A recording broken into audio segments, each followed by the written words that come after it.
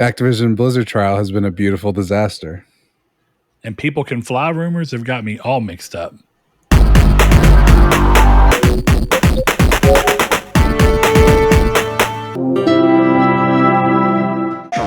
Hello and welcome to Triangle's Cradle PlayStation Podcast. I'm your host, Brett Beck.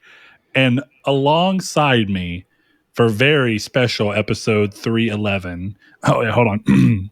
Lucky episode 311. Yeah, there you go. I got to do that for Saul. You know, we like to keep his memory alive.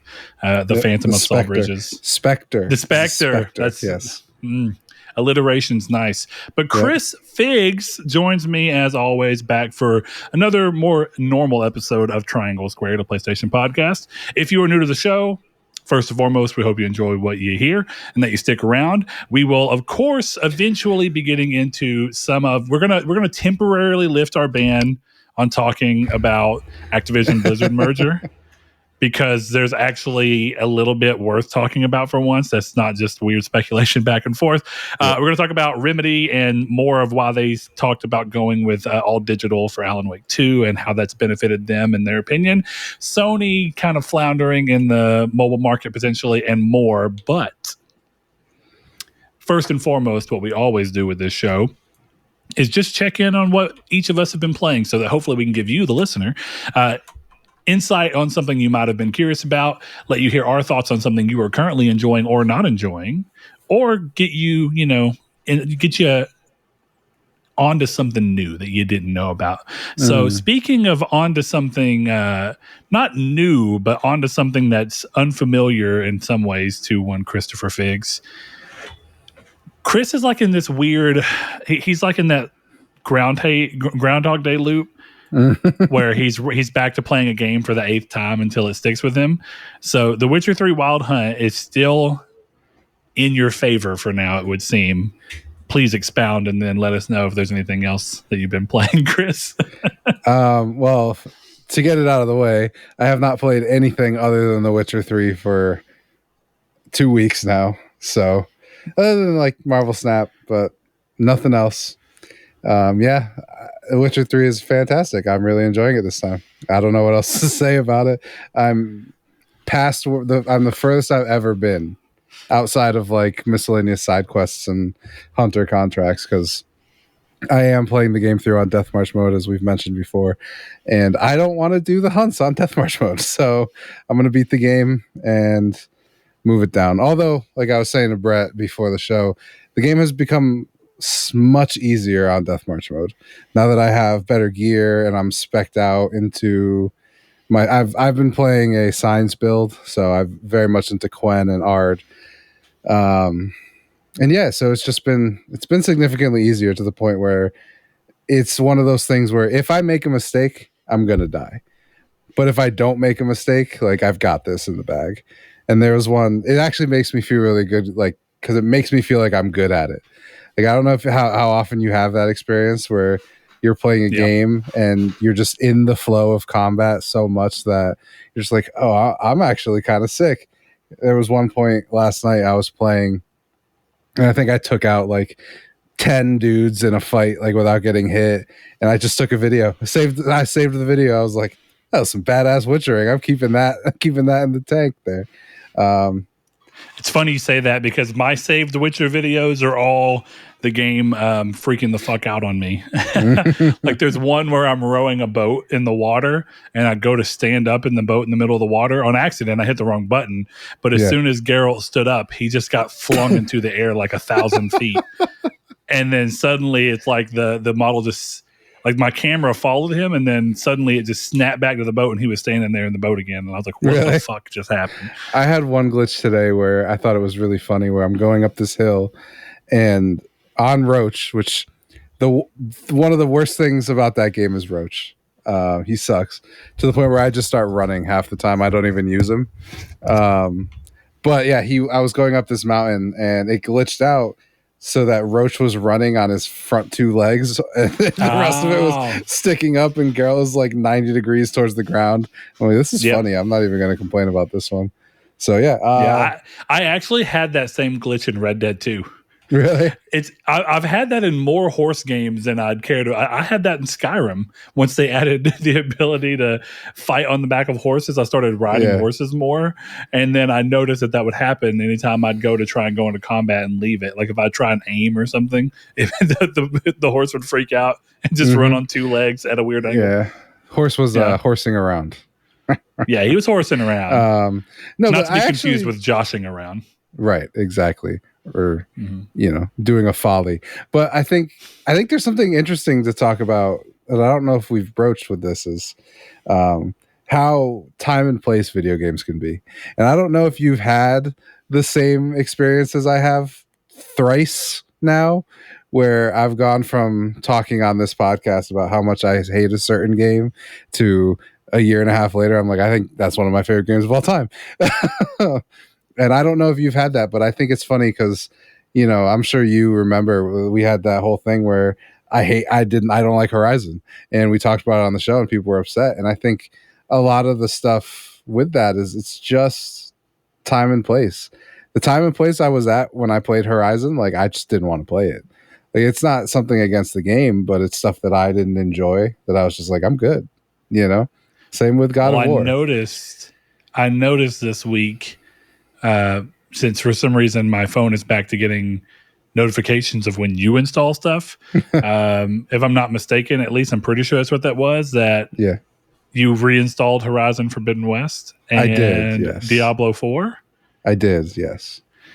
I thought was interesting there is my thought immediately was Diablo 4 Chris might have done because as we've talked about, as we're planning currently, we finally have time to reasonably play games together. So I thought that might have been part of Diablo 4. But then when I started thinking about Horizon, I was like, what would give Chris pause to think maybe I should try it again? And I was like, he is currently playing The Witcher 3 and enjoying it. So maybe I get that. Like sometimes I'll have a thought process of like, well, I know I didn't like that game last time, but I already own it. Like definitely if it's digital and if you bought it digitally, it's not like you could sell it. Right. So you still have it. So sometimes when it's something like that, or if it's a game that's free on a service, you kind of have that, like, well, I know I tried it before, but who knows? Maybe this will be the time that it works. And it's usually a game that for all intents and purposes, you expect that you'll like, and then you start playing it and you're like, I don't understand. It's just not working for me. Yeah. So there's two answers to that question, one of which is very boring and one of which is more, I guess, introspective about it, right? The introspective answer is that I want to give Horizon another chance. I really do. But every time I have it on my console and something else I want to play comes out, it's the first game to get deleted. Right? Sure. So I'll usually go to your account. I've downloaded it like 3 times. And I'll go to your account, I'll pick it out, I'll download it, and then I won't play it, and then something else will come and I delete it. But is it like a rainy day game? Do you install it just so if you ever have the feeling that you'll already have it and you won't have to have that barrier of waiting to download it to even start? Like you want that impulse to be acted on immediately should it happen? Exactly, because that's the thing. It's one of those where I feel like my gut knows what I'm going to like at the time. If that makes sense? Because it was a spur of the moment decision to play Red Dead again. And it was a spur of the moment decision to play The Outer Worlds again. And it was a spur of the moment decision to play The Witcher 3 again. And all 3 of those times I was just, I've gotten to the point where all 3 of those games, like right now, my current top 5, and this is very biased with The Witcher, but it's Persona 5, Fallout 3, The Outer Worlds, Red Dead 2, Witcher 3. That would be my top 5 right now. And 3 of those games I vehemently hated for a long time.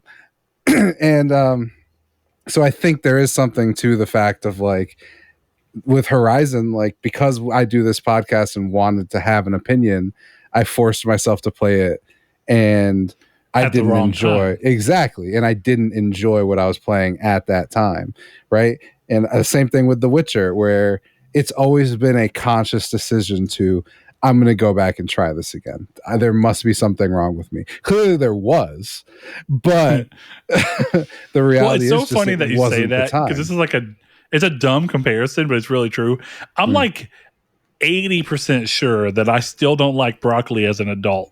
because my dad he forced me to eat it time and again when I did not like it as a kid. And I don't think I've ever been able to get over that. Like one of the stories I tell, I've probably told it on the podcast before, but for any newer listeners, if you're eating, you may want to take a second.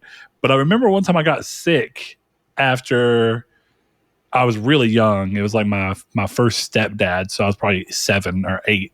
And my mom cooked spaghetti, and me being a dumbass kid I am and watching like what is the Lady and the Tramp, where like they're just slurping the noodles. So I'm just over here like swallow noodles whole, not chewing the spaghetti.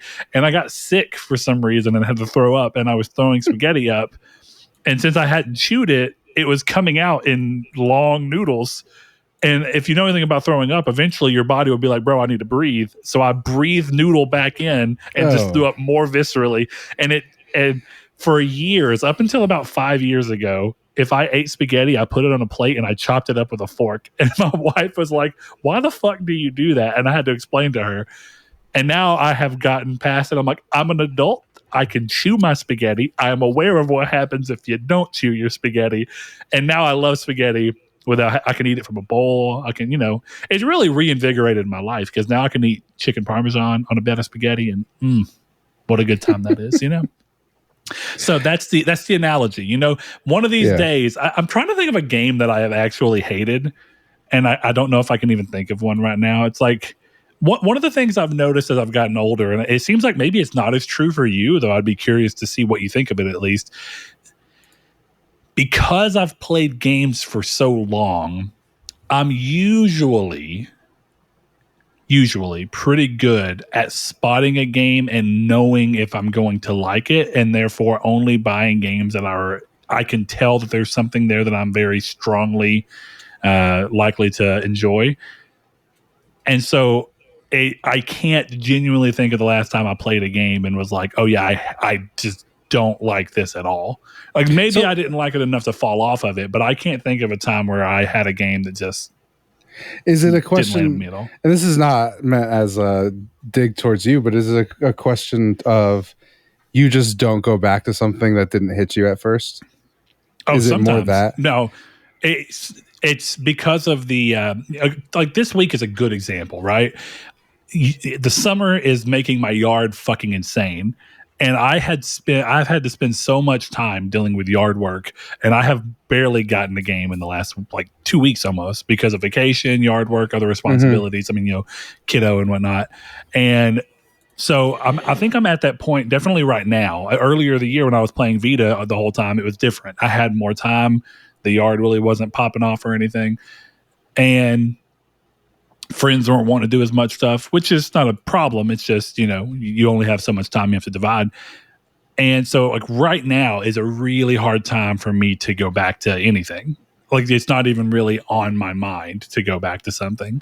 But there are times in the year where I'm like, oh yeah, I'm going to go back and platinum Infamous 2. Now I already knew I loved Infamous 2, but the point being is that a lot of it, I think a lot of it's just I don't have enough time to play the things I'm already excited for. And this year is not making it any easier, as we've talked about with how crazy the release schedule has been.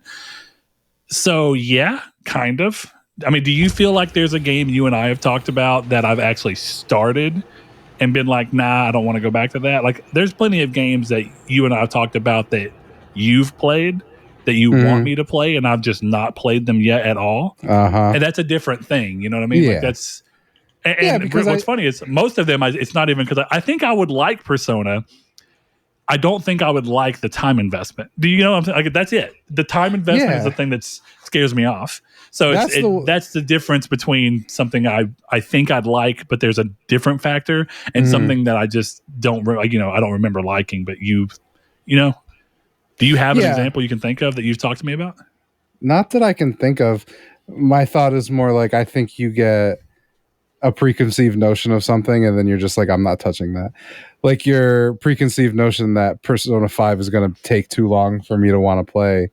Oh, it's definitely hard to break. Takes you away from even starting the game, where it's one of those things where, yes, Persona 5 is long, but if you play it for 80 hours, that would mean you enjoyed the majority of those 80 hours.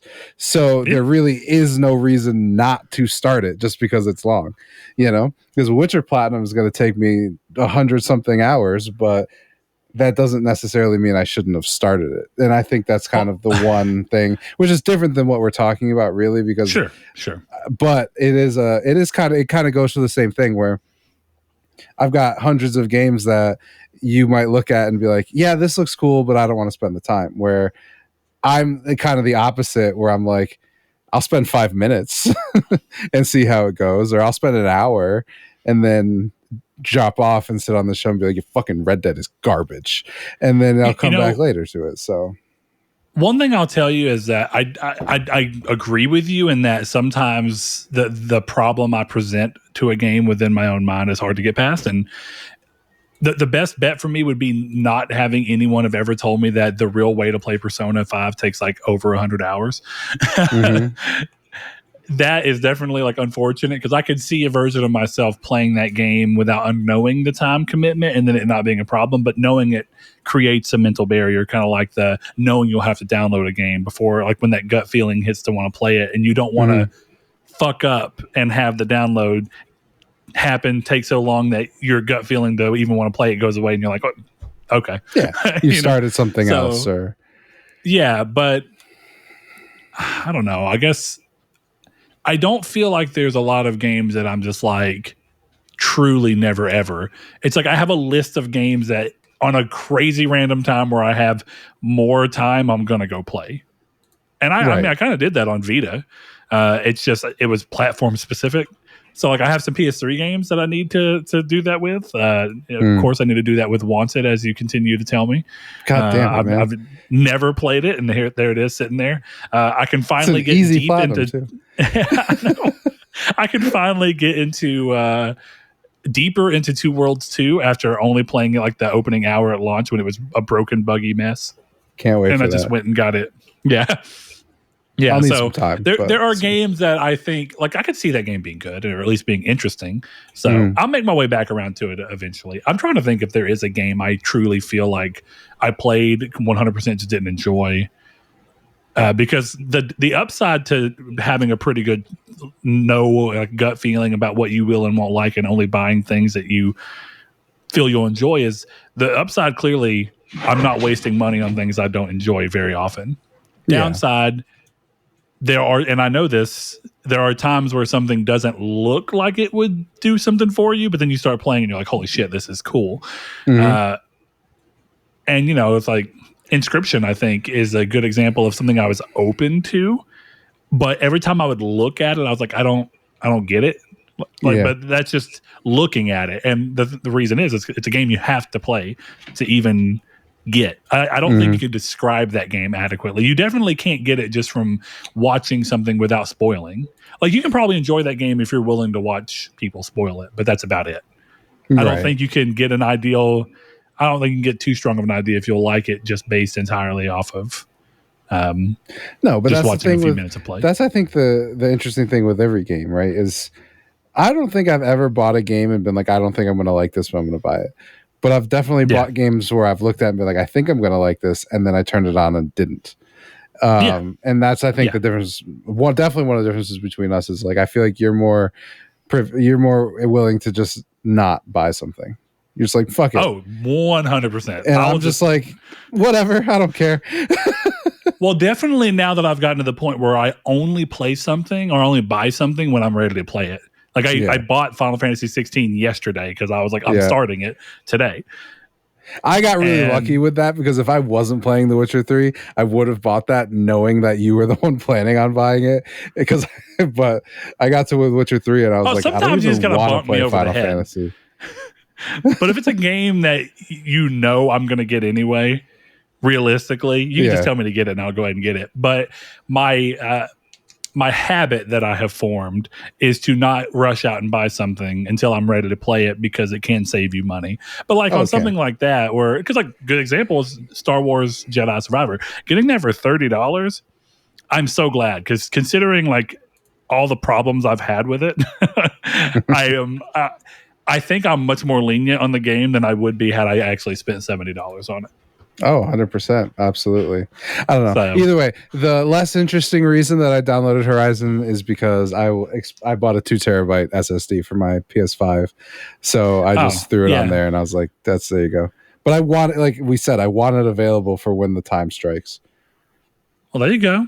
All right. Well, I got the plat in Star Wars Jedi Survivor, and I deleted that game faster than I've probably ever deleted anything from my hard drive. Though, actually, I'm hamming that up a bit. As soon as I platinum any game, I delete it. I'm not even kidding. It's like it's like me putting the bullet in Old Yeller's head. You know, it's like, all right, I made the choice. You're gone. But no, realistically, it's a great ribbon. Like, you know, it's like, I know I'm done with that game. What else am I going to do? I've platinumed it. So I enjoy that. It gives you that closure to where you're like, yeah, it's not on my hard drive because there's no reason for it to be. There's nothing left for me to do here. So that's been cool. I'm glad to be out from under that. There's some interesting ideas. I still think that some of the platforming, I don't think the mechanics are tight enough as I got to some of the force tears where you're platforming heavy. I don't think the game's movement mechanics are that tight. I was able to do them, but it was incredibly frustrating the majority of the time. And I just managed. And my wife was watching me, and again, bugs are the big problem with the game. I would land where you should be running on a wall, and it just wouldn't run. I would land exactly how you're supposed to, and I would just like phase through the wall sometimes. It would just stop and then have me immediately fall, like I never even grabbed onto anything. One time I ran and jumped, and for some reason the camera like spun around me, and when I went to jump to the other wall, it like angled Cal, and I jumped to the backside of the other wall somehow. It was wild. So I got through it, but that was starting to near the I'm not going to get the plat because I'm starting to resent this game territory. That can happen with almost any game. I got back to Diablo 4 and beat the epilogue, which I was right at the end of, and have finally got to World Tier 3, did that dungeon. That's been a good time. We'll continue to play that off and on. But I started Final Fantasy 16, and man, 16 is a game that's clearly been super divisive online. Chris, I'm sure you've seen some of the conversation, and there's a lot of conversations. Is it or isn't it a Final Fantasy? What makes something a Final Fantasy? Have we been down this road before with other Final Fantasy games? Blah, blah, blah. And then, of course, the one of, is this a game? Is this a movie? What is it? Is it next gen? And it's interesting. I'll definitely tell you, I am having a blast with 16. It is, we talk about graphics and how they don't have to matter all the time, and I do believe that. But 16 is a gorgeous, gorgeous game. And that's not the most amazing thing about it. It's just something to note. Where I think 16 gets interesting is it's exactly what I feel like I've needed out of the industry lately, in that it's a AAA game with AAA production values and a long, story that has this, big sprawling world, but it's not trying to be open world. It's not trying to have you explore every nook and cranny of this. Instead, it's like tight focus levels with interesting story, interesting characters, long cutscenes. It feels like a PS3 game. It feels like a PS3 remake in some ways. Okay.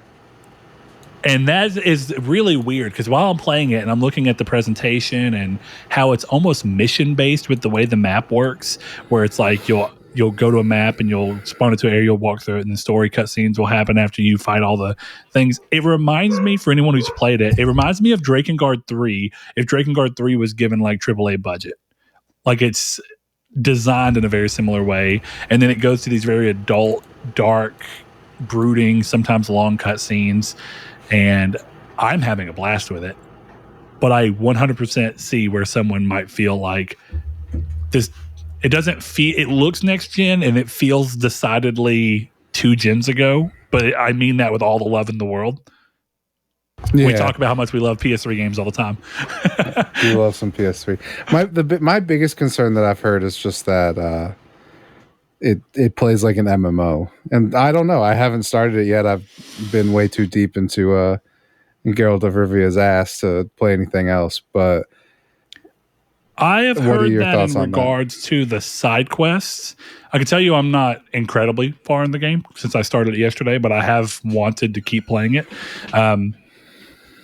I think it plays like an action game. It plays like Devil May Cry, but less juggly in that side of the action, process. Like you can still juggle a little bit, but it's not the main focus. And there's a lot of interesting combos and stuff you can do. So I would say it plays like an action game, and it plays like an action game that has a layer of RPG stuff in it, but it's not really an RPG in any meaningful way. And that's fine. I don't think it matters. So that's kind of where I'd come from with it. I don't know what people mean by plays like a MMO. I've played Final Fantasy 14. It doesn't play like Final Fantasy 14. But I think I'm not sure. That's just one of the things I've heard. I think people mean, and I haven't done side content, so I think that's going to be the biggest thing. I haven't done any side quests. Yeah. And I could see the side content being the same run-of-the-mill, low effort, not great MMO style fetch quest, kill quest. I haven't done any of that yet, but I could see it. But I don't particularly hate that. Definitely, if it's a smaller aspect of an otherwise long story-driven game, doesn't bother me. Gotcha. Yeah. Just my curiosity on it. I'll get to it eventually. I do want to play it, so we'll see. I really think that they've gone a long way because if I remember correct, this game is developed on Unreal Engine, and it is really it's not an RPG, so we got to be fair to that to some extent. Oh, what's not an RPG? Final Fantasy 16. I think you'd be hard pressed to call this game an RPG. I mean, you can call it an action RPG to some degree, but I don't think that they've even said themselves like this is an action game, and I think that's the best way to describe it. It's as much of an RPG as a Devil May Cry is, where you and actually even I guess a little bit more because like Devil May Cry hardly ever has you deal with gear. Like there's gear here, you can put some rings and necklaces on and some belts and wristbands, and you can change what weapon you use, but it's all just it slightly changes stats. I don't think that I would consider this is as much of an RPG as like Horizon Zero Dawn was, and that's they would tell you it's an RPG. So, but I think you'd agree with me. Like you're playing The Witcher right now. That's an RPG. That's kind of tried and true. So you look at something like this. I think it's more of an RPG than Skyrim is. I agree, actually. Because I am actually playing a role in this role-playing game. The role of Geralt of Rivia. Well, you're playing the role of Dragonborn. It's just a more vague role. Yeah, I guess so. Either way, yeah. So I'd be curious to see you play this in the long run, primarily just out of curiosity of what you think of it. Also, this is not on Unreal Engine or Luminous Engine, so I don't know what the hell engine it is. Wouldn't that be wild? Yeah. I feel like it would say it in the splash opening, but 1,000% it would say it in the splash opening.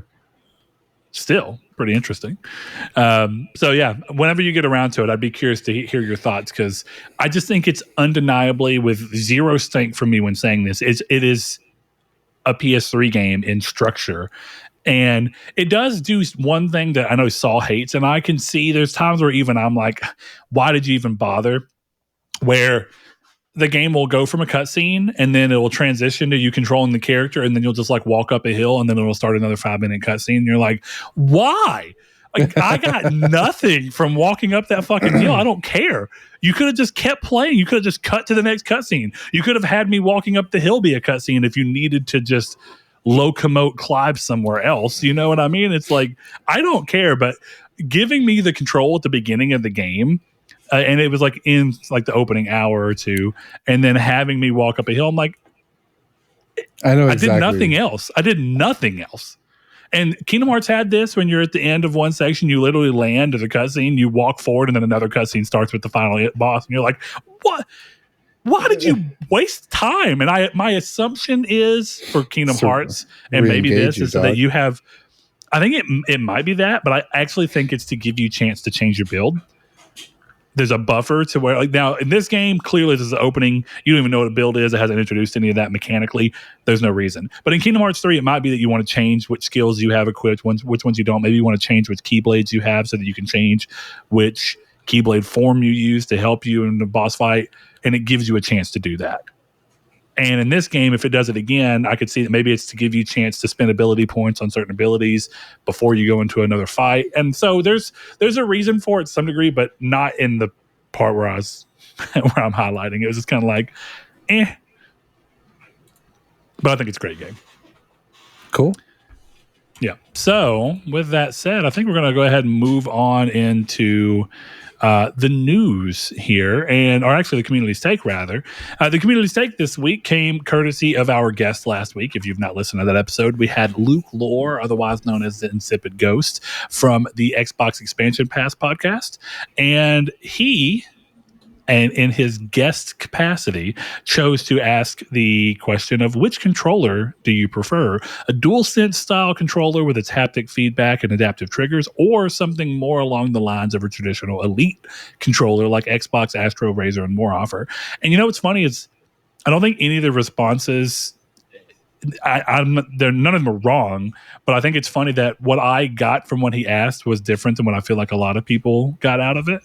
I kind of took it to mean like, do you like all the extra bells and whistles and the positives and negatives that may come along with that, depending on who you are? Or are you more of a preference of, instead of trying to increase immersion, increase customization with things like trigger stops and back paddles? And that's why I think he specifically noted the Elite controller. But a lot of people just kind of boiled this down to a discussion between what PlayStation does best in a controller and what Xbox does best in a controller. Well, Brett, do we want to answer our preference here? Absolutely, Chris. What's yours? My preference is the Elite style controller from both companies because I have a Xbox Elite and a DualSense Edge, and the reality with both of those controllers is I don't use the back paddles. I literally just like the heft, and I like the feel of the buttons. I actually use the back buttons a little bit more on the DualSense Edge because the DualSense comes with like those nubs, the little nubbins, and instead of the long like paddles, because I got big ass hands, so like I can't hold the controller with the paddles on it. So the nubs actually allow me to use it. And since I've gotten that controller, I straight up have stopped playing Apex. But the reason I used it at first was because it was really nice to put reload and jump on the back buttons. I could definitely feel the difference in gameplay of how that was making me better. But again, I haven't played anything online in weeks. Or it kind of bridges that gap between PC and console to where the controller has a limited amount of buttons in comparison to keyboard and mouse. And so introducing more buttons is a way to fix that. Yeah, exactly. I mean, I played all of our time of Halo Infinite. I played it on PC. I never played it on Xbox. So do you feel like you are surprised that there has yet to be a console that has solved the problem by making paddles and everything standard, therefore increasing that system's capacity up? Or do you think that this is not surprising because it's almost something the entire industry would have to do at this point because of how important third parties are, and someone's not going to utilize 4 extra buttons on a PlayStation when those 4 buttons can't be utilized in game design on the Xbox version? You get what I'm saying? Yeah, I mean, there's that, but I think the simpler answer is that gaming is a much wider hobby than just enthusiasts. And I think like my girlfriend just started playing video games, and I don't know if handing her a controller with 2 extra buttons would help or hurts. No, I feel like that would just make it more confusing. And I think that's the thing. Even for me, as someone who plays games, I would forget those buttons were there, or I would hit the button by accident because it's there. So I think the back buttons are a very localized thing that a very small amount of gamers are truly interested in, but it's something to help. Like, it will help you if you play Apex or Call of Duty competitively. But like, what am I going to put on the back buttons for Witcher 3? Like, what reason do I have for that? You know what I mean? So I just don't think, and I think the vast majority of the games don't need it. There's small niche instances where you could make an argument that a back button would help in The Witcher 3, but not enough that I would say we need to change all controllers. Yeah, and that's the thing is like, the more core gamer part of me sees it as like, oh yeah, there you're starting to bridge the gap of introducing more buttons. And you think about the fact that we have far more buttons now than we did 30 years ago in controllers. You know what I mean? Yeah, and exactly. they've put them in places that make sense. Like, well, we already had an analog stick, so what if we just make it to where you can click the analog stick? And going to your point, just watching my wife or my kid, they don't even realize there's a button on the analog stick. It's like I'll be like, click the analog stick, and they're like, "What do you mean?" And you take that for granted. So yeah, I'm not surprised either. Even though there's a part of me that wants to be, because I think mobile phones and how popular mobile gaming is goes to show you that the more simplistic and intuitive you can make something, the better you're going to have a more casual audience be able to come in and enjoy it. So interesting as it may be. So my answer to that, before we get into everyone else's, is that I can see where both are useful, and I can see where having the no thrills aspects can come in, because it's just like, you do a good controller, you do it well. I personally really like the immersive touch. I remember that, whenever games are using it correctly on PlayStation 5, I find the haptic feedback to be incredible. I love the triggers, and I've really enjoyed almost every game with it, even though occasionally it can tire you out, which is an interesting feeling whenever you do something in a game that's like Final Fantasy 16 is a good example. Sometimes you'll go to open a door and you hit X, but some doors are so big that you've got to hold R2 and it resists as you're pulling it down for you to push the door open. And it's like, it's a cool idea, but is it necessary? No, but I enjoy it. It's a nice little extra layer of immersion for those who want it. And it's a cool way of letting me as the player do something that they could have just animated without my input, which is interesting to see. So if that didn't answer clearly enough, DualSense, I really am a big fan of the DualSense. The downside of that clearly being the battery life that comes from all that. Offset sticks are bad. Also that, but you don't have to have offset sticks on anything if you don't want. They make Xbox controllers without those sticks? I mean, not official Microsoft ones, but there are plenty of aftermarket third-party ones, yes. All right, dog. Look, I'm not buying aftermarket shit at almost 31 years old. I'm just not doing it. Give me the official Xbox controller. I'm sorry. We're not going back to the Mad Catz era, except now it's like ZZ, some Chinese company like off Razer. Amazon here. We're talking Razer or Astro, No, Microsoft's official. Scuff. What's the one that Corsair bought? I think it's Scuff. Yeah, Scuffs are not good though. How dare you say that when we have a custom-made triangle squared Scuff right here, right in front of Mr. Killzone's helmet face? You see that? You probably can't. It's pretty small on camera. It says a lot that's been on a pedestal the entire time I've known you and never used. Literally a pedestal. Yes, it is. It does work, but it's purely visual. All right, let's go to the community stake answers. If you want to be part of the community stake, remember, this is something that we post on social media, be it Twitter, Facebook, the Discord, which we always have linked in the description below. So if you want to be able to respond to that and to that call about a day or two before we record, we tend to put out a call to the community to answer. And you can follow us on Twitter at Triangle SQRD, or you can find the Facebook group Triangle Squared, a PlayStation podcast. Ask to be entered in there. We'll get you in. Or, like I said, in the link in the description below, whether you're watching on YouTube, listening on podcast services, you can find the Discord, which is where you will most likely catch Chris and I at any given point in time. It's where we mostly communicate with everybody, which is usually a pretty fun time. It's really nice. It's a group of people who, despite having a like-minded interest, have multiple different interests inside that hobby. So anyone is welcome into the Discord who wants to be a part of it. Sometimes that comes with chaos. Sometimes it comes with pleasant surprises. It's just, it is what it is. So with that, one of our Discord users and patrons, TTDog666, says, I was never a fan of the DualShock PS1 and PS2 era. I always used a third-party pad. Chris, how dare he, right? I'm kidding. Disgusting. But they've made huge leaps forward with PS4, PS5, even further strides forward, but I much prefer offset thumbsticks.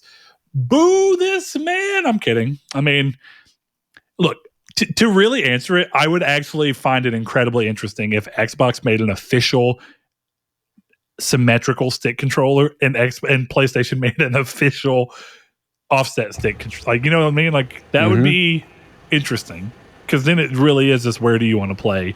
But I think there's too much brand recognition that comes from each one of them. Like, Sony, at least from Sony stands to gain more from being the only player in the console space with with symmetrical sticks as opposed to asymmetric. So it's become part of their brand identity. I don't really know that I don't know that they understand the value of dropping it at this point. When you see a PlayStation controller, you immediately know it's a PlayStation controller. Whereas those less initiated with gaming could look at like the Wii U Pro controller, or the Switch Pro controller, and the Xbox One controller, and probably not really be able to tell it as a part. Yeah, that's interesting. For sure. Rude Days 93, another patron, longtime listener, says, I'll echo TT Dog's sentiments. The PS5 controller itself is the biggest leap a controller has ever taken, and the haptics, feedback, and adaptive triggers, when used correctly in games, are certainly next gen. Offset sticks, though, are the more preferred way to go for me still, especially in shooters.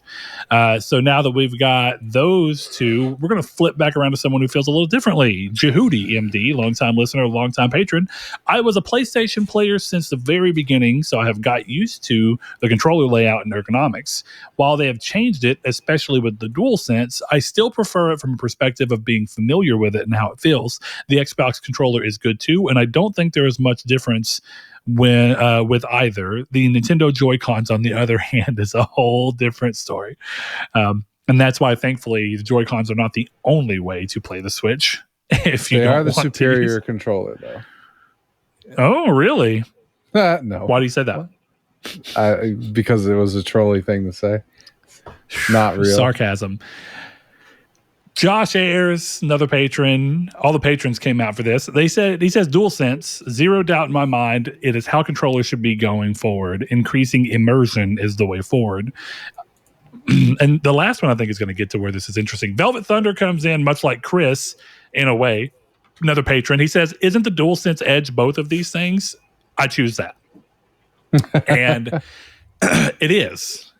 But that's why I think, going back to the idea of the controller not necessarily focusing on, because here's the thing, if you don't like the haptic feedback that comes in from that, and you don't care for the adaptive triggers, and you'd rather have trigger stops and everything else, the DualSense Edge doesn't take away any of the features you don't like. All it does is still add the other things back in, which is great if you like those features and then want the elite features.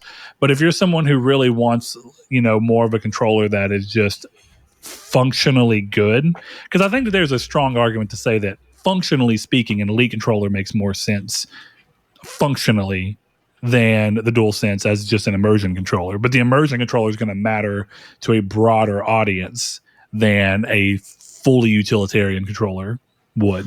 Because like Chris said, it's more of a niche thing. It's for people who play specific games at a specific level and want that extra usability out of it. But most people don't care. That's just the reality of the market. No. And so we come to our last answer from Sweet Gran Turismo Jones, and he says, I'm torn with the DualSense. It's fucking awesome, especially for Gran Turismo, but sometimes it hurts my hands. I can't tell if it's the ergonomics or just the pressure of having to hold down the triggers. Shit, maybe I'll turn haptics off and see if it still hurts. This is where I go into, this is a good example of someone who likes aspects of it, but then also thinks to themselves, some of these new immersion things might also be why I sometimes don't have a great experience with a controller. And I think that's more of where I was thinking of the thing in my head, is like better battery life and everything that comes from, a more traditional controller versus having actuators and haptics and all those things in. I can see both sides. Chris, have you had a game on PlayStation hit you to where you felt like, shit, maybe I need to turn off the triggers because they're starting to hurt my wrists? Yeah, I think it was God of War, but like it legitimately hurt my hands to play that game with the haptics. Hogwarts is one of them, to where the longer I played, the more I was like, actually, this is starting to kind of hurt. And then Forspoken. So two games very close to each other that really relied on the triggers for their primary use in combat. And I enjoy that feature. I adore it. but I turned it down, not off. I made it weak on both of those games after a while because it was hurting my wrist. Because it's the having to pull, so it's like hurting your carpal tunnel more, which is an interesting feeling. So, but there we have it. A PlayStation podcast has mostly more people who enjoyed the PlayStation controller, but there's plenty of room for. The biggest upside is that PlayStation clearly did something right, where even people who don't usually like symmetrical sticks are still like, yeah, the DualSense is pretty fucking good. Mm-hmm. So, DualSense do is with that pretty what you fucking will. good. Yeah, it is. All right, guys, we are going to move into the news, but quickly, a little reminder, if you're listening to the show and you enjoy what we have going on, we would ask that you consider, if you're listening to this on a podcast service that allows you to rate and or review the show, please consider doing those. It lets us know what you like about the show, what you don't like about the show, or more importantly, it lets other people know whether or not you think the show is worth their time, which we love so much when you guys are able to do. It just brings new voices in, new people in, so we can get new perspectives, and that's always the fun part of doing the podcast. So with much love, we would appreciate if you do that. Also, if you want to join the small but loving group of people who go to patreon.com/Nartech and give this show as little as $1 per month to help us stay afloat and thriving without having to dig into our own pockets, you can do so by going to patreon.com/Nartech once more and giving us a little as $1 per month. We are so thankful for everyone who does that, and it helps to keep the show free for everyone who can't do that. So we appreciate you patrons. You guys are great. First piece of news. As I teased earlier, we are relieving our ban on the ABK Xbox merger to relay a few interesting tidbits. So the first one, speculation about the Machine Games Indiana Jones exclusivity status has run rampant for a long time. You may remember it was announced after Microsoft intended to buy Bethesda, but before it closed. So it was kind of in this weird room of is it going to be, is it not going to be? But that can finally end. During the FTC court case, it came out that while the game was originally a cross-platform game, after Microsoft acquired Bethesda, the contract with Disney was rewritten, and the game will now become exclusive to the Xbox platform. Also to note are Jim Ryan's testimony today about Game Pass. He had this to say, recounting, now this is actually via VGC, so this is kind of something that Chris snipped out from their news just to, why reinvent the wheel? They already had it figured out. So, recounting the discussion, Microsoft's lawyer said Ryan told investigators that Game Pass had, quote, driven them to make the large acquisition, presumably meaning that Game Pass is what fueled Microsoft to want to buy Activision to help fuel Game Pass. Ryan reportedly continued, I talked to all publishers and they unanimously do not like Game Pass because it's value destructive. The lawyer asked, was that true at the time? I believe it to have been true, Ryan responded. Quote, you said you talked to all the publishers. Did you? Presented Microsoft lawyer. Quote, I talked to publishers all the time, and this is a very commonly held view over many years by the many publishers, Ryan responded. So this is interesting because this comes off the back of our discussion with Logan, where it is kind of undoubtedly more or less unanimously agreed upon that Game Pass has high value for small games because of the immediate built-in audience. Mm-hmm. But on the flip side, we talked about whether or not that audience hurts the potential value or the potential dollar earning value potential that a big budget, big publisher game can do. And, his argument, which I think is a fair one, is that we're still seeing it happen. We're seeing it happen with Capcom bringing games to the service day and date. We've seen it with Square Enix bring games to the service day and date with, like you mentioned, the potentially rough deal for People Can Fly with Outriders. So there's two things to note here. First and foremost, this is just Jim Ryan's testimony. It doesn't mean it's the absolute truth. It doesn't mean that it actually speaks for all publishers, but he's saying more or less in the publishers he's talked to. Go ahead. Just before we get too far off, while yes, it is Jim Ryan's opinion and it's not necessarily true of all publishers, he was under oath. So ostensibly, what he's saying is true. I will give you that. You can easily lie under oath. Sure, but of you course, are correct. But he's under oath, so he's saying this with a degree of certainty that he's not going to be able to get caught thinking otherwise. You know what I mean? And here's the thing.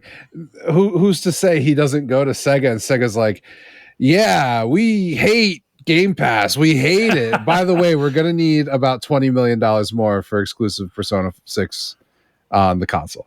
You know, just because they're saying it to his face doesn't mean they think it's true. But what I would say is that Jim Ryan is not lying. That doesn't mean that somebody else isn't lying to Jim Ryan. In my opinion, very possible. Very possible. But I think taking what is being said at face value, there is still clearly, and I think this is fair. Game Pass is still pretty new. Netflix wasn't necessarily Netflix was both positive and negative for its respective industries in many ways. And I think Game Pass is being looked at in the same, how can it benefit us? How can a service, like a subscription service, benefit games? Games and their production cost and the time it takes to make them, how can that benefit with something like this? How does it benefit with a more traditional model? And what's it look like? What's the in-between? Is it value destructive? Is there a positive that outweighs a negative? And so I think when you look at it that way, it's completely reasonable that a large chunk of publishers, and I think it bears out in what publishers are actually actively dealing with anything on the service, that a large number of publishers don't see the value of Game Pass and probably view it as something that's going to hurt their traditional market, at least until that market becomes so much like what happened with Netflix. And then I know we keep bringing that up, but or I keep bringing it up at least, but it's an important thing. Eventually, Netflix just continued to be its own thing until finally the market seemed big enough that everyone else was like, now we're going to break off and go into the streaming market. We're going to get a piece of that pie. And so at least until publishers are ready to go into that market in full-fledged in a big way, I think that this is something that publishers are looking at as not necessarily an entirely net positive thing for the game industry, or at least for their pocketbook. Yeah. It's funny because last week we were talking about Xbox for the most part. We weren't having a debate. And I think if we'd had a debate, we would have maybe had more interesting conversations about stuff like this. Because to me, the way I interpreted the conversation last week was we were looking at it through a majority gamer lens, right? Like, and we didn't. And you mean like consumer, right? lens? Because I think the thing is, Game Pass has incredible value for consumers. Of course, but the point I brought up, and that we didn't touch too much on, was like People Can Fly made no money. So for all intents and purposes, they wasted like 5 years of their lives because they put the game on Game Pass and it never made money. But that's again, like, it's a chicken and egg situation. Would the game have made any money without being on Game Pass at all? Maybe not, because, you know, the game is fine. So who knows that it would have made money not being on Game Pass? It's you know, you can't know what you don't know what you don't know. But it's very clear that there's some level of not being happy or not being able to make money. And I think if you look on, you know, Twitter, and yes, I will say this, I've said it before and I'll say it again, Twitter is not real life, but there is a ton of stuff that you'll see of, well, I'll just wait for this on Game Pass. I'll wait. It's probably going to be on Game Pass, you know? And that just boils back to me going, I'll wait for that to be on sale. It's the same argument, except one of them involves spending money. And I don't think it's a bad thing. If you bought your Xbox, you're like, I'm never spending a dime. I'm just going to play Game Pass games for the rest of my life. That's dope. But that's clearly a loss of value for publishers in terms of bottom line. The value of Game Pass is undeniable from a gamer standpoint, but from a publisher standpoint, that it's become a PlayStation fanboy talking point. But it's very clear that people don't buy games in the volume they would have before, if that makes sense. Yeah, what I'd say is, and I think I've said on the show before, and you know, you bring up the thing, like, I played devil's advocate last week a little bit too with Luke, and saying that, like, just because we're seeing publishers put games on there, how reasonably can you say that it's not, and we don't know the answer, so I'm not saying that it is one or the other, but there's still there's a reasonable suspicion that anyone can make that what Microsoft may continue to be doing, clearly what they're doing with Activision Blizzard, is spending a huge chunk of money in order to get content onto Game Pass, so that they continue to just get so much content that they push everyone to have to use Game Pass, and or force Sony and Nintendo to have to do a Game Pass like model, which neither of those companies can afford to do since they don't have Microsoft's backing, therefore creating the position to be able to go into the front of the gaming industry, the streaming industry, streaming game industry, and everything else. And so I think when you look at it that way, there's completely reasonable aspects to be like, well, Capcom is putting it on there because Microsoft's writing them a check, because we've seen that Microsoft is willing to write a check in order to secure stuff. Much to Luke's point, Sony is also willing to write checks to get stuff onto their service. But I think that one has got more value to the publisher because it still involves sales, and one doesn't. So where I'm going with that is, sometimes what's best for the consumer, and this sucks as a consumer sometimes, right? Sometimes what's best for the consumer is bad for the business in which the consumer enjoys. So 100%. gaming is an entertainment form. It's also an art form. But when you look at it from the fact that if you want AAA games, and that's the type of gamer you are, and you want those to continue coming at a certain quantity and a certain level of viability, but you also don't want to spend any money because you want them all to eventually hit Game Pass, if that goes on completely unchecked forever, there's a chance, who knows how big, but there is a chance that you break that part of the industry. I think no matter what, indies will survive because indies can be distributed on PC and everything without needing a big publisher.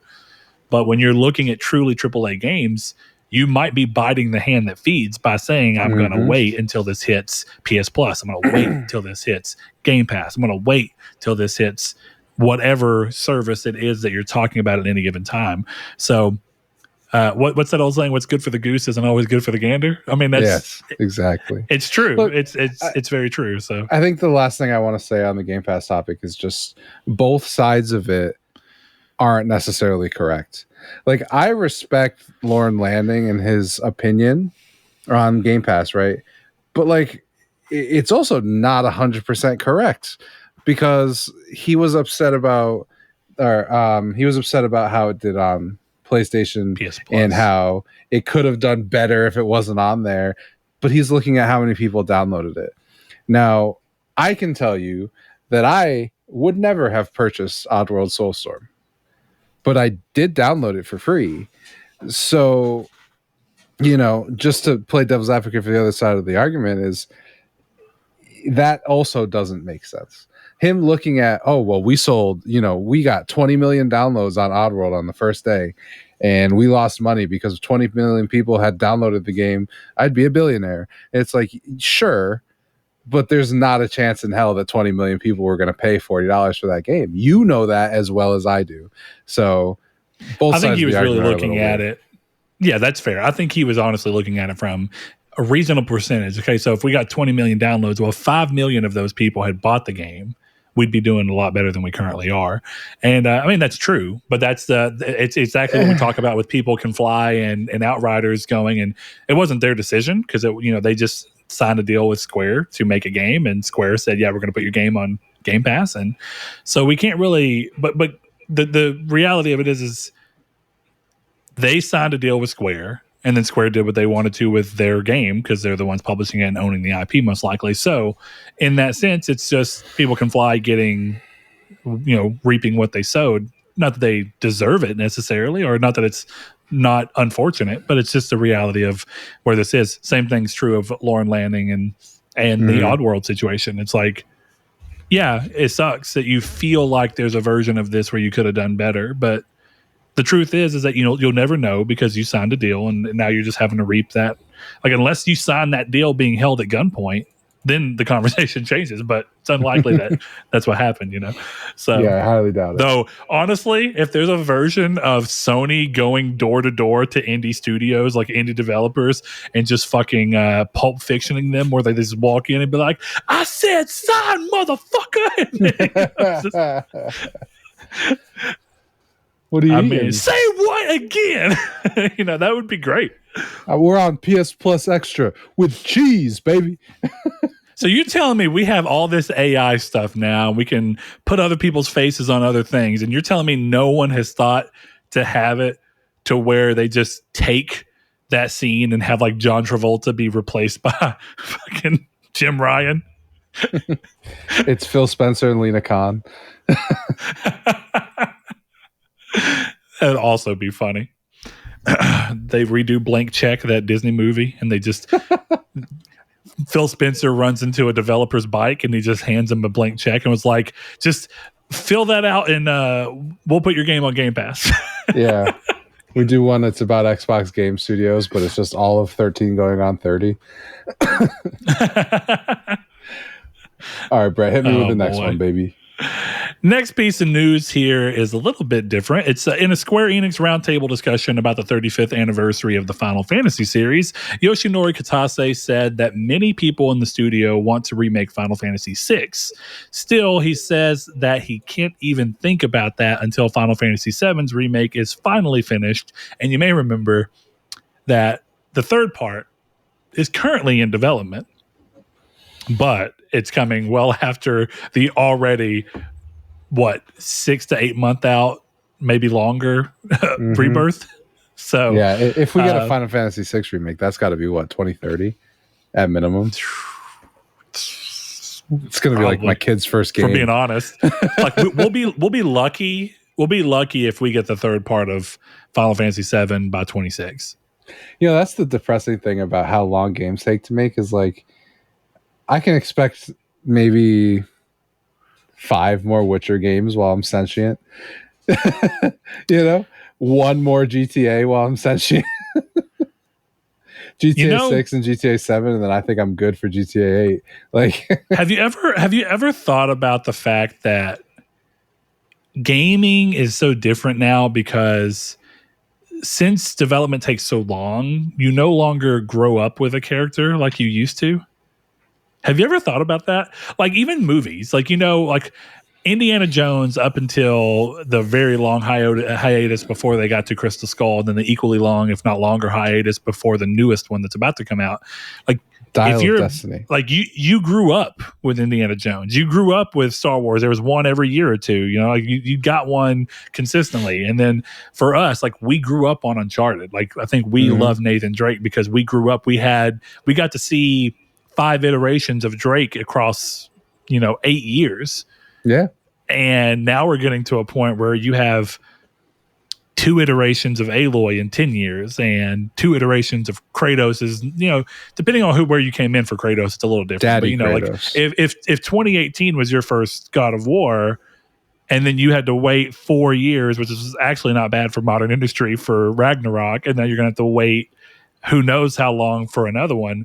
It's like, I don't think that gamers get to grow up with characters and stories and franchises in the same way that we did in gaming. Now, conversely, that might be why Call of Duty is doing so well, because you are growing up with the series. There's a new one that's constantly in the mainstream topic and love. And then secondarily, movies and TV shows more than ever. Like if everyone's growing up with Star Wars right now because they won't go a fucking week without making a new Star Wars project. And I mean, like for people who love Star Wars, that's cool. But it's like, it's so weird that gaming is the complete opposite. We talk about tech and how it can slow things down, and yet movies and shows still seem to be moving at breakneck pace, getting out.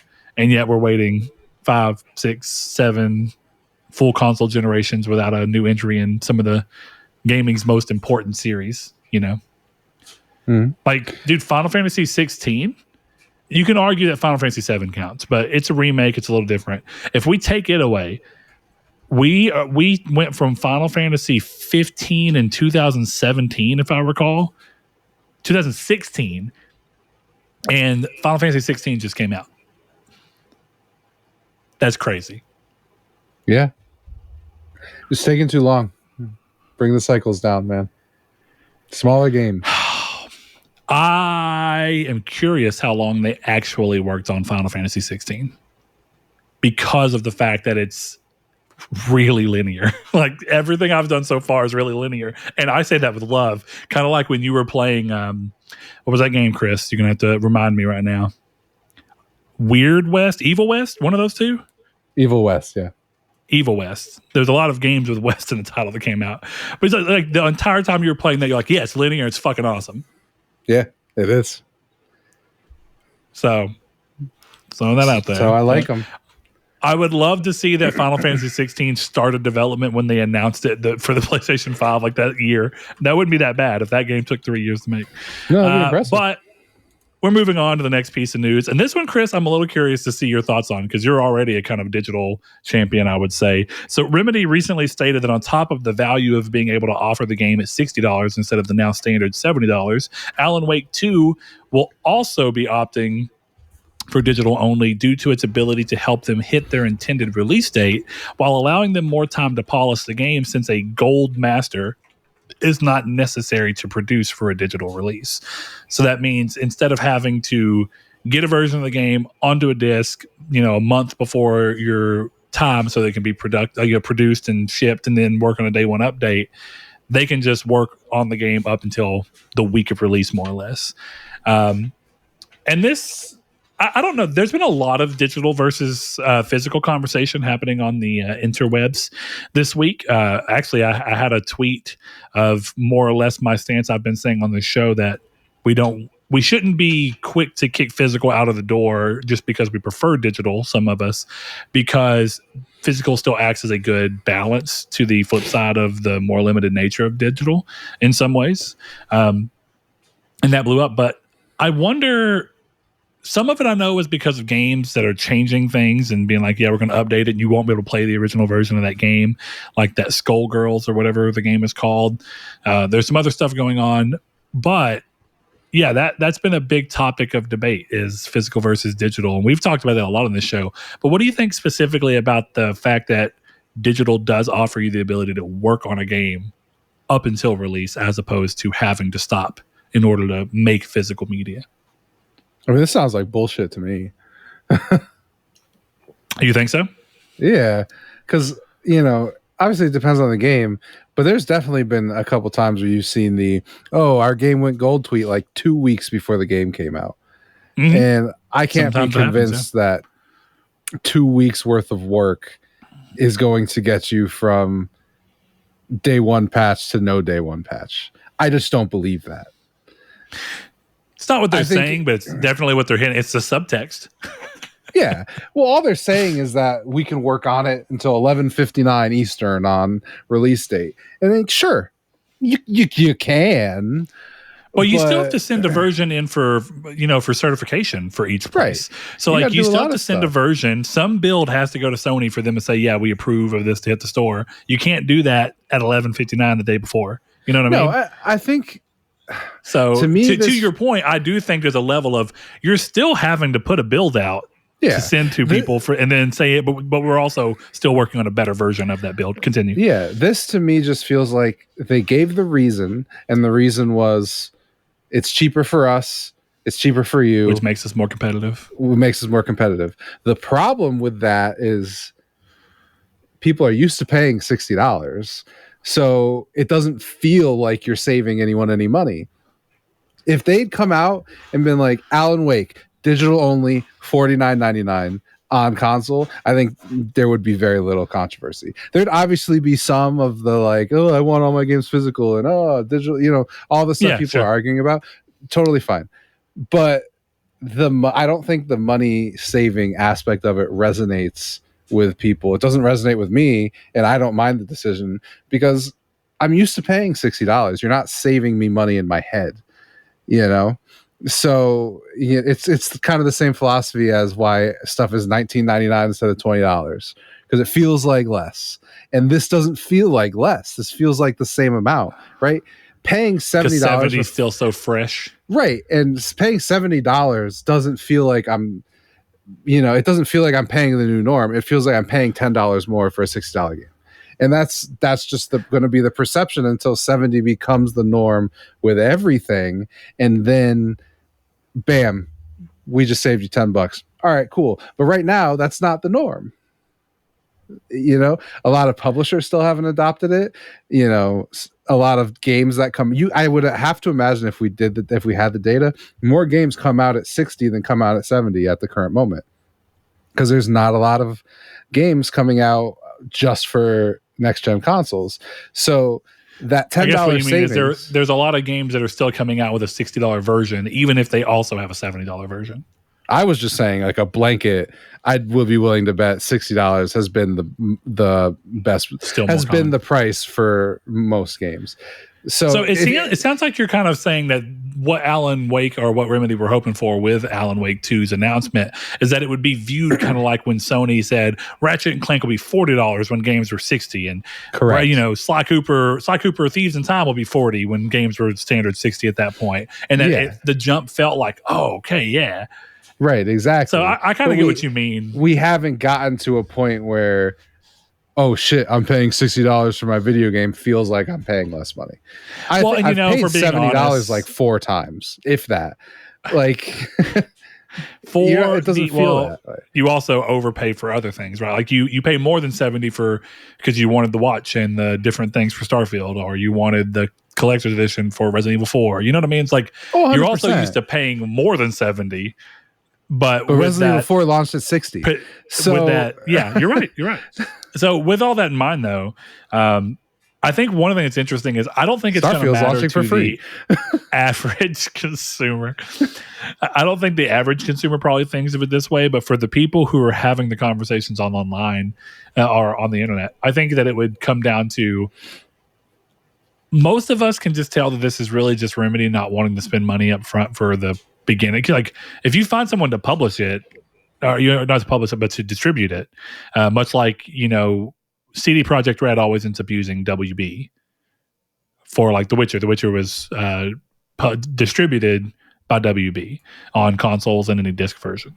So when you think of that way, it's like all that's happening here is that they're not wanting to spend any money up front to produce copies, when the scary part of producing anything physical, someone who has gotten CDs made for your band, is you always want to make sure that you have enough, but you always are trying to minimize how many extra copies will just eventually not get sold or will have to get sold at the for discount because they hit the discount bin to get rid of the stock.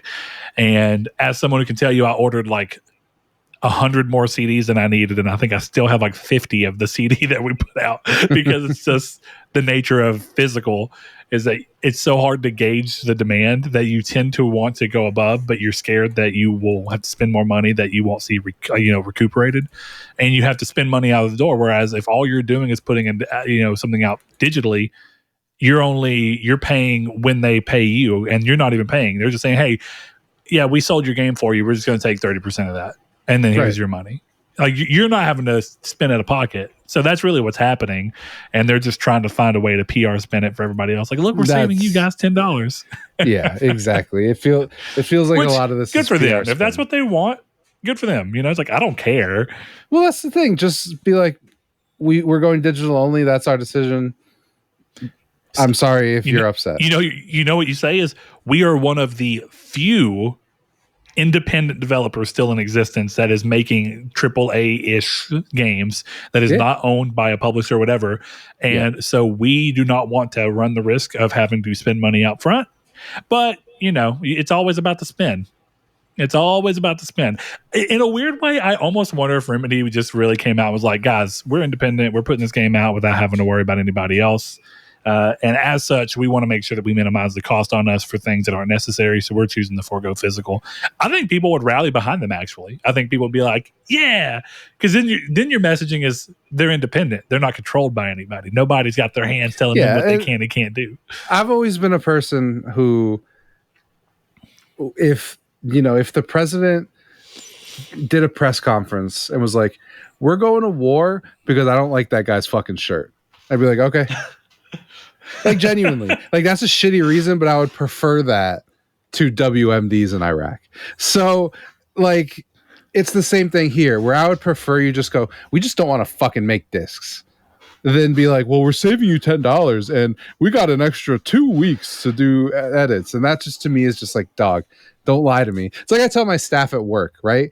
If I call you on your day off to come in for a shift and you tell me that your dog is sick and your sister's shoes don't fit, so you have to go to the store with her, and your car exploded into spaghetti, I'm going to be more annoyed with you than if you just go, it's my day off and I don't want to come in. Right? Just tell me the truth, because I don't want to be at work any more than you do. I think you've got the answer. I think you've given the answer, but I was going to ask, do you feel like the only real reason this has been stated was because the reception to the initial announcement 100%. of digital only wasn't met with online acclaim? Yeah, 100%, because this sounds nice. Oh, we have so much more time to work. But if you know the industry well enough, you know, yeah, sure. Some games go gold a month, 2 months early, sometimes a year early. I think the closest I've seen is like 2.5 weeks. Right. Yeah, exactly. So until you tell me, well, we're going to be able to go quote unquote gold this year, but the next 6 months are polish up until release, I'd be like, okay, sure. But without any of those details, this just sounds like, oh, they didn't really like that $10 off excuse. We got to find another one. When this game is still going to have a day one patch. Because all games have a day one patch. You know what is interesting, though?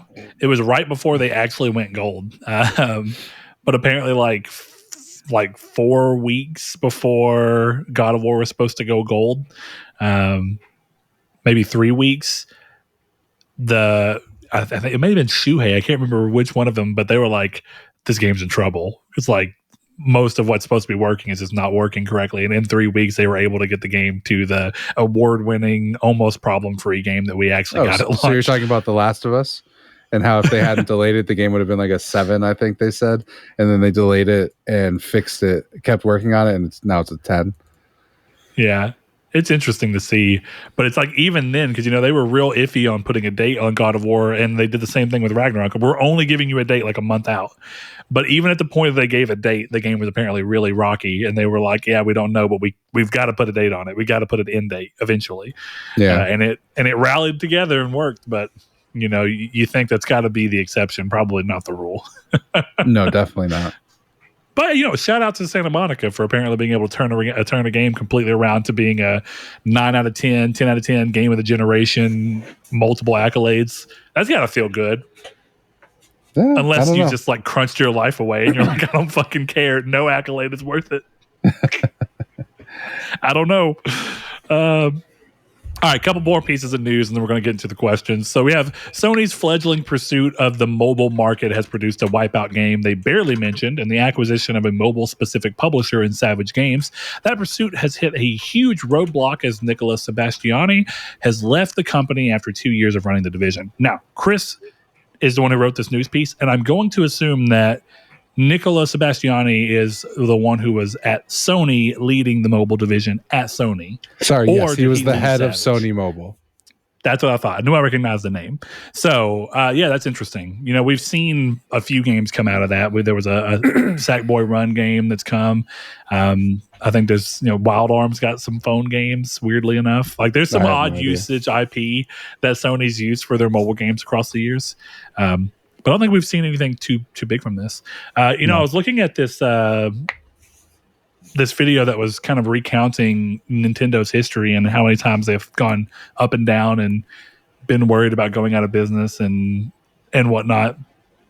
And apparently, the whole reason that Mario Run exists for phones is because the Wii U did so bad. They were like, and the 3DS was winding down, that they were like, we've got to put something on the phone just so we have a way to make money in case our next console shits the bed. Like, this may be our last bet with the Switch. And thankfully it didn't come down to that. But it is interesting to see, because just a little history piece for anyone, John Carmack of id Software, and now, of course, Oculus and Meta as it is now. John Carmack, he started at a company in Shreveport about an hour from where I'm at. Wow. Where he found ways to handle 3D acceleration and whatnot in games on computers when computers were not made for that. Consoles were back in that time. And so to prove that they had figured out a way to get tiles to move continuously on PC with some new technique that he developed for it, they remade Mario on PC and sent it to Nintendo to ask them if they would pay them and publish the PC version. And Nintendo said that they will never have Nintendo games on non-Nintendo platforms. And then we see Nintendo get so desperate that they release Mario Run and Pokemon Go and all those different things just because they were unsure if Switch was going to land. Kind of wild. Yeah, it's interesting. That's for sure. Do you think Sony will have an actual hit mobile game at any time soon? No, because I don't think they'll ever fully integrate PSN and give people a reason beyond the game to play it. I know that sounds so shitty, but do you think the mobile crowd cares about that? I'm being for real. Do you really think the mobile crowd cares? The mobile crowd they're aiming for. Well, I feel like no, but they're not making mobile crowd games. That Wipeout game is not built to appeal to this. This is the worst. This is the only way I can think of saying this, but base level gamers, right? My mom has no interest in a Wipeout game. Of course. She likes Candy Crush, but that's not. So the market that Sony is going for with the titles they're releasing is like us. And I'm not. Well, like Square's had a lot of success on mobile, and that's with JRPGs. So Sony says we're going to make Wild Arms. We're going to do that, which is a JRPG. Temple Run was such a big fad for a while, and you had that going, and so there's been a lot of endless runners on console and phone, of course. And so you have Run Sackboy Run, which is an endless runner Sackboy game. And I think part of it is that no matter what, Sony feels like they've been chasing trends on mobile instead of 100%. Ever setting them. 100%. And I think that's where their disconnect is. Whereas they set trends on console. That's the difference, right? But you're also not doing anything interesting, I'm a huge Marvel Snap fan. And it would not be that difficult to take Marvel Snap and make, I don't know, PlayStation Cross, and it's a card game of all PlayStation characters. Third-party cards could be in there. You know what I mean? And that would be a really interesting way to use the mobile market, but instead you're getting Run Sackboy Run 15 years too late. If that had come out to compete with Temple Run in 2008, when goddamn Obama was in office, that might have been super interesting. But we're 2 presidents beyond that now.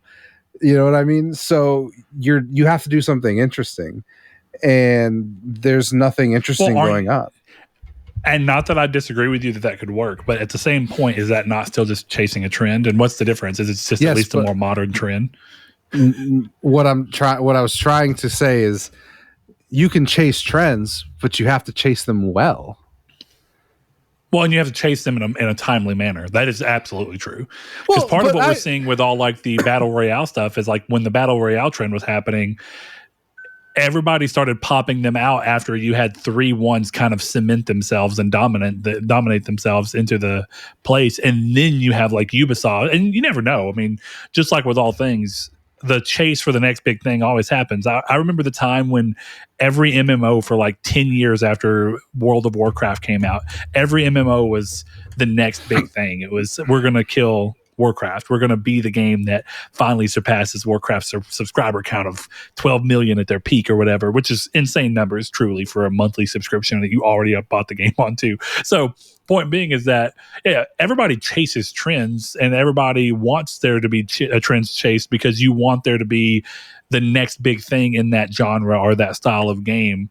And I think a lot of the times it's just people coming too late with too little. So like you said, you got to chase trends well, but you've also got to chase them in a time where people are wanting that trend to be chased. Sometimes you just got to give trends a break. It's really weird how sometimes trends come back. Well, I think actually I agree with you, but I do think in a lot of ways stuff like Marvel Snap does prove that you can chase a trend, and as long as you do it well, it doesn't It'll matter. still find success. Because Marvel's card games go back to the fucking 80s, dog. Magic the Gathering is old as shit. Even if you want to go mobile, Hearthstone is the one that brought mobile card gaming to the forefront. Yeah, but then you got stuff, you have to find your own pocket, right? And Marvel Snap might not appeal to someone who doesn't give a shit about superheroes, even though that's a bad take. But the PlayStation hardcore audience is not going to, I don't think they'll necessarily turn away from a card game based on PlayStation IP or a well-made PlayStation RSO's Battle Royale, that kind of thing. I've got the answer as to why they don't do Marvel Snap yet, but why they might do Marvel Snap in the long run. Well, because they made Flight for Fortune and it sucked. It's not even that. It's that no matter what, their IP is still rather limited to mostly gaming crowd. Now, not necessarily core gaming, but mostly console gaming crowd, right? It's found weird successes like The Last of Us, even before the TV show, that kind of broke outside of that and found new audience. But for the most part, they're known in the gaming capacity. But what are they doing right now? And what are they arguably doing successfully right now, at least so far with the projects they've had? They're taking all their IP and putting it out there to where it can become known to an audience that is not necessarily familiar with gaming enough to know these IP, but they can start to. And where I'm getting at that is Marvel Snap can come out because comics got people into it, and eventually TV shows got people into Marvel, and then the MCU got people into Marvel at such a scale for the casual audience that the phone game has got a huge potential base from fans of various degrees and levels and various years can come in. What Sony needs right now is to get their IP in front of the mobile crowd who are maybe more casual, who don't know it, who don't play console as much. And so what they're doing right now is that they're making The Last of Us TV show, which breaks records and even has people like my mom watching The Last of Us. And then they're making the Uncharted movie, which even though I had problems with, did incredibly well. Did incredibly well for them. So, but it did incredibly well for them, and it probably expanded a lot of people who didn't know of Uncharted in any real way prior to that. So, if the Gran Turismo movie does well, and the God of War series does well, and the Horizon series does well, and Twisted Metal by some weird sense ends up doing well, then they can say, hey, all these characters that you've been becoming familiar with? Here you go. And then they could do the same thing that the MCU did, where you start introducing niche characters within that, and people will start learning about IP that are within your subdivision. Where like most people didn't know about Guardians of the Galaxy. That was a pretty niche comic. And now Guardians of the Galaxy is like one of the biggest movies of this year, the third one. I agree with you, but my experience with the Snap community says that if the game is good, they will play. Because that's definitely part of it. You would be shocked at the amount of and this is a very niche audience where I watch 4 Marvel Snap creators, right? But the common thread between all of them is I just started watching the MCU because I got into Snap.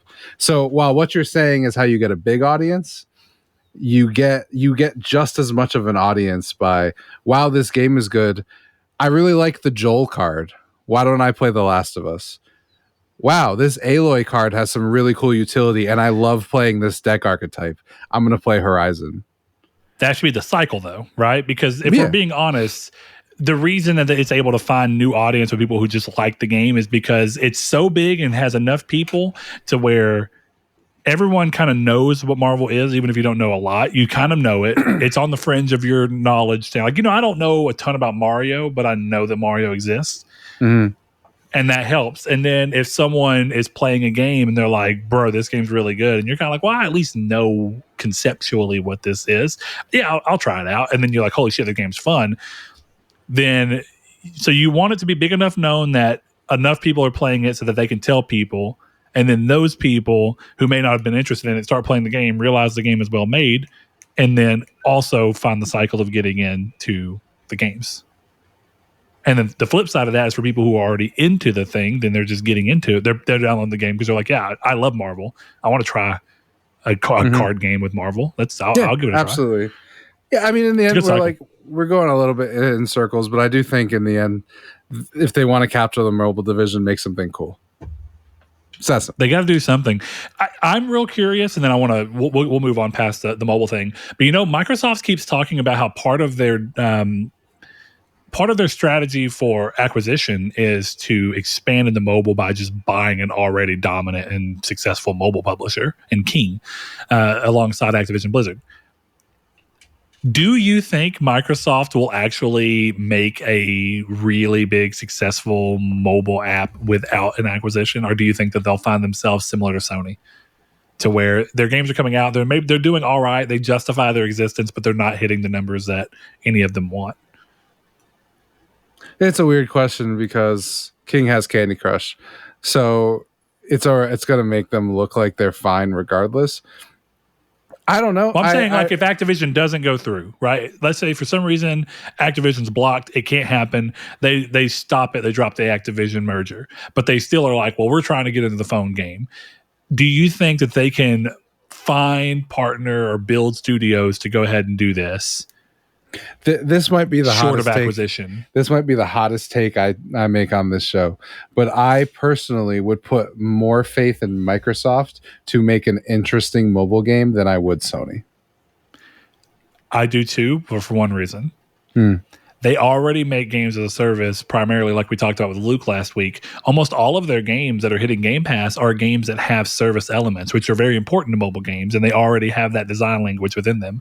Sony does not have a big history of making that type of game. So Sony's having to not only make a good game, but know how to actually put those elements in. Bungie is the saving grace of why Sony might be able to pull it off if Bungie's overseeing also their mobile division. But then your question becomes, how much bandwidth does Bungie have? Yeah, I don't know.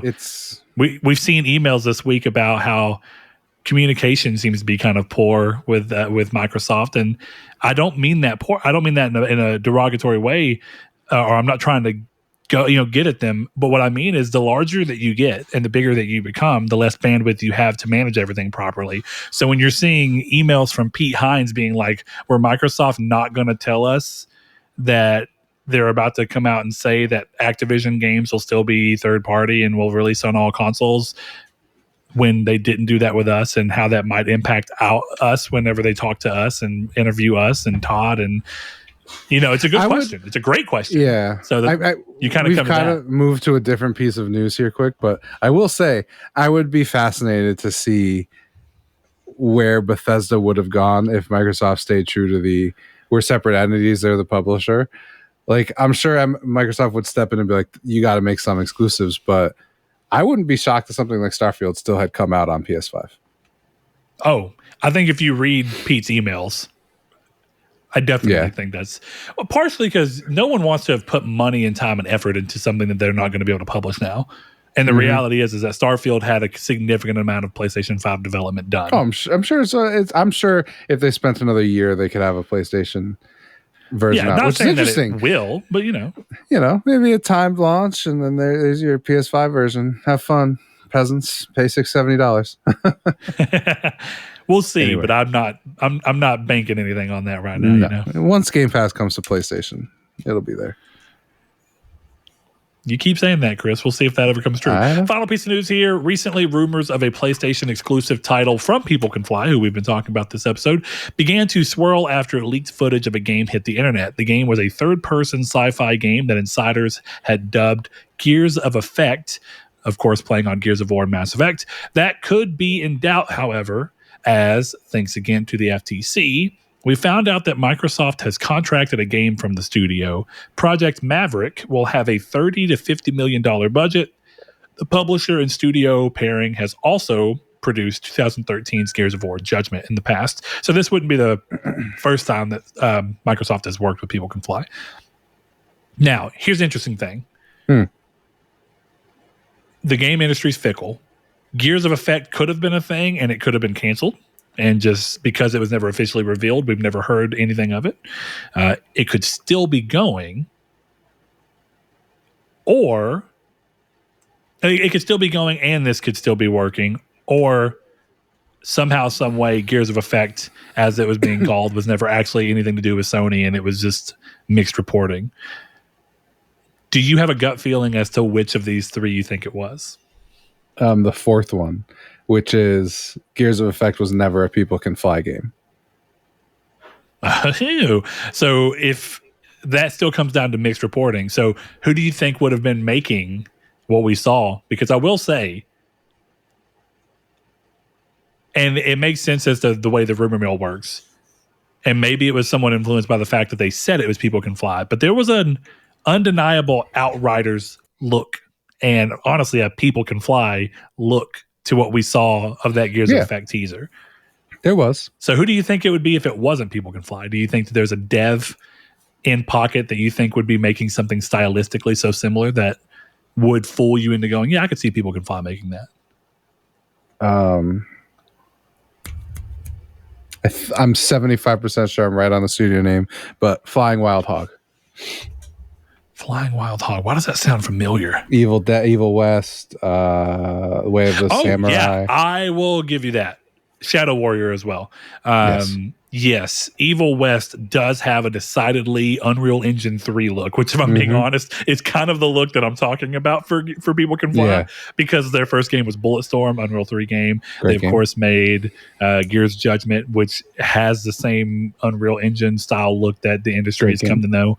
And they kind of have kept that. And I remember the first time I saw Evil West, I thought, this looks a lot like an Unreal Engine game. And I know that there's no reason for that to be, because there's a lot of Unreal Engine games that don't look like that anymore. Like that's a weird stereotype from a different age.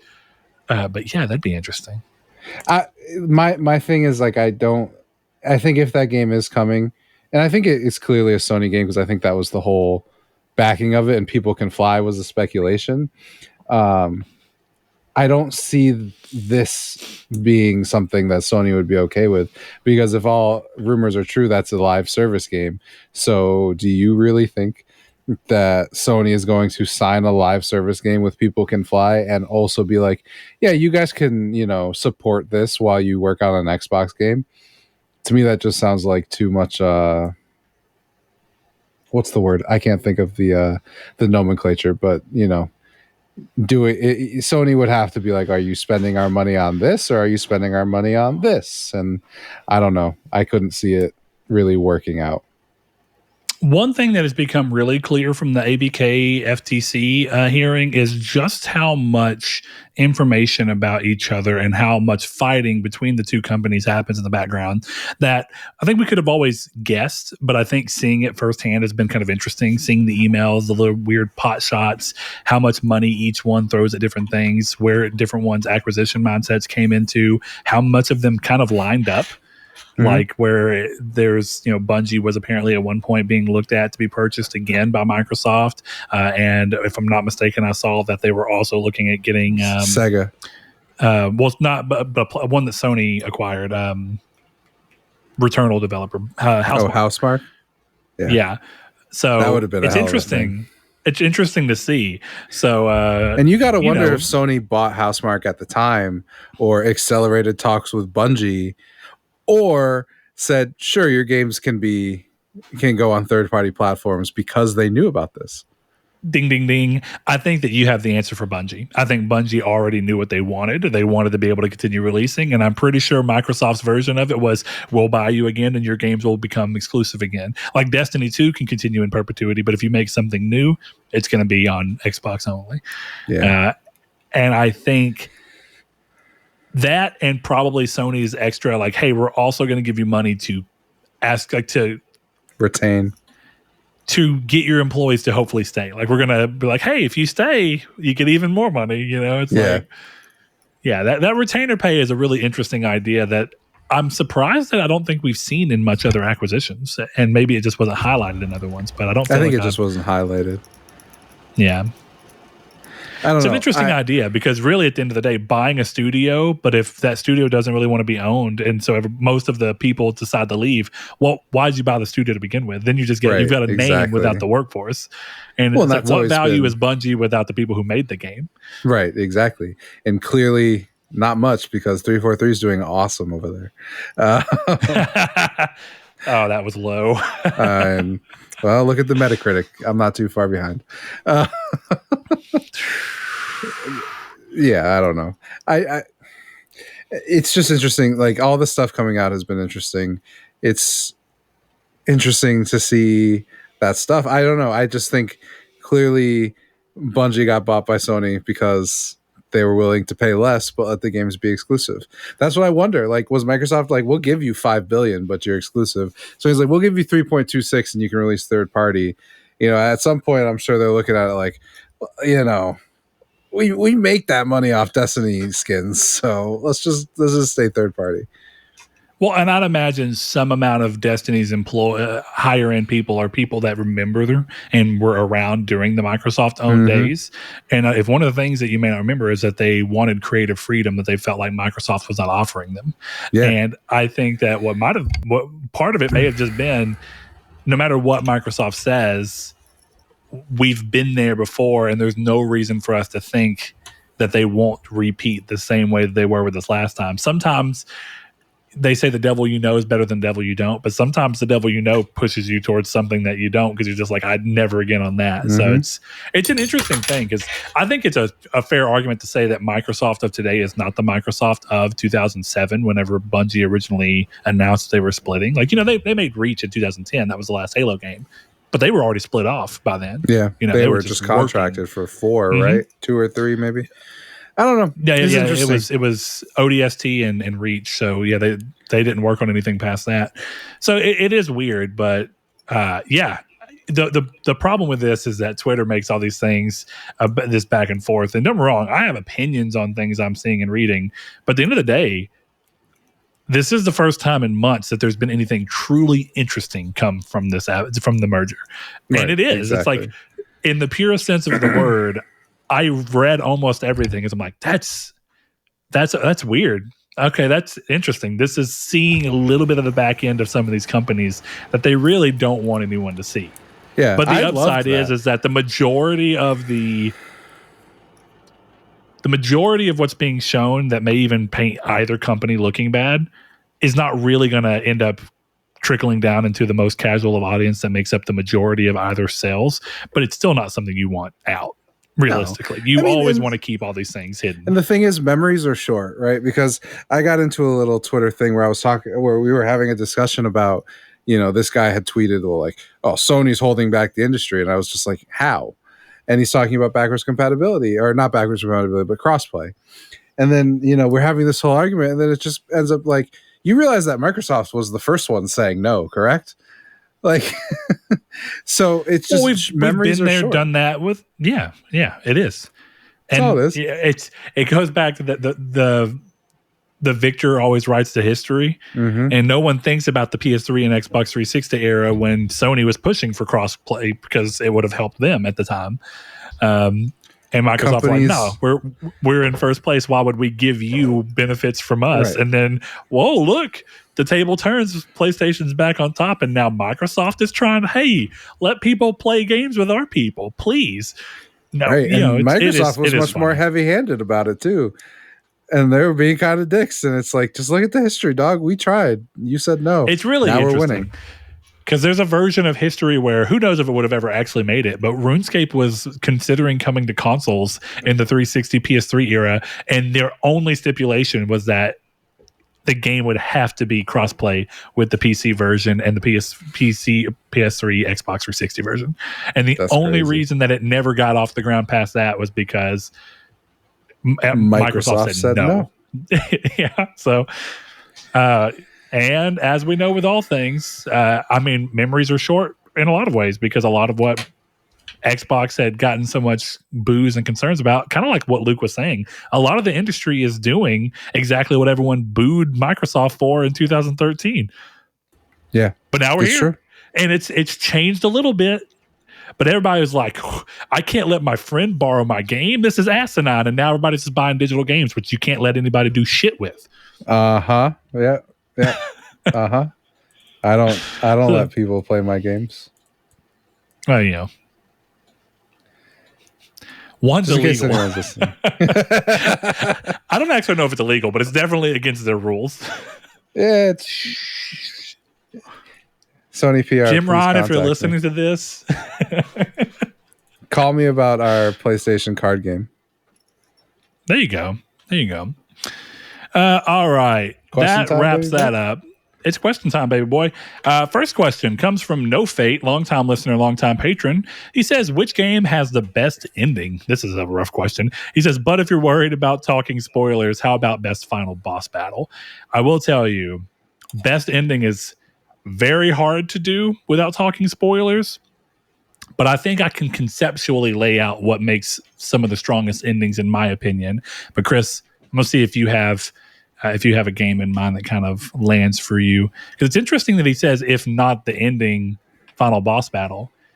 But, you know, I'd almost argue some games with the best endings don't even have boss battles. My answer is Persona 5. And I can say for Persona people, you understand what happens in the area where you start the game at the end of the game. I texted my friend, what the actual fuck? And it paid off incredibly well. So Persona 5 has the best ending I've ever played in the game. Well, you know, whenever I first read this question, and I was thinking whenever I read the boss battle thing, I thought, well, some of the strongest game endings I've even experienced, that doesn't really exist. I can't even think of one. Like Red Dead 2 is a good example of what. Is that I'm a boss battle? Oh, no, okay. That's what I'm saying. No, like it doesn't. Now there are games with boss battles that end it. A good example. You're a Lazarevich fan. Lazarevich is actually. I love Lazarevich as a villain because he's just so straightforward. Yeah, it's fair. Rafe is a pretty good ending boss. Rafe is a great villain, but that boss fight fucking sucks. It does suck. Okay, so yeah, I've said it a million times, but the fact that the Order gets shit on for that boss battle, but the Rafe boss battle didn't get shit on is bullshit because both are great for the story, but both are ostensibly bad. I'm not going to sit here and act like the Order's boss fight doesn't suck. It kind of sucks.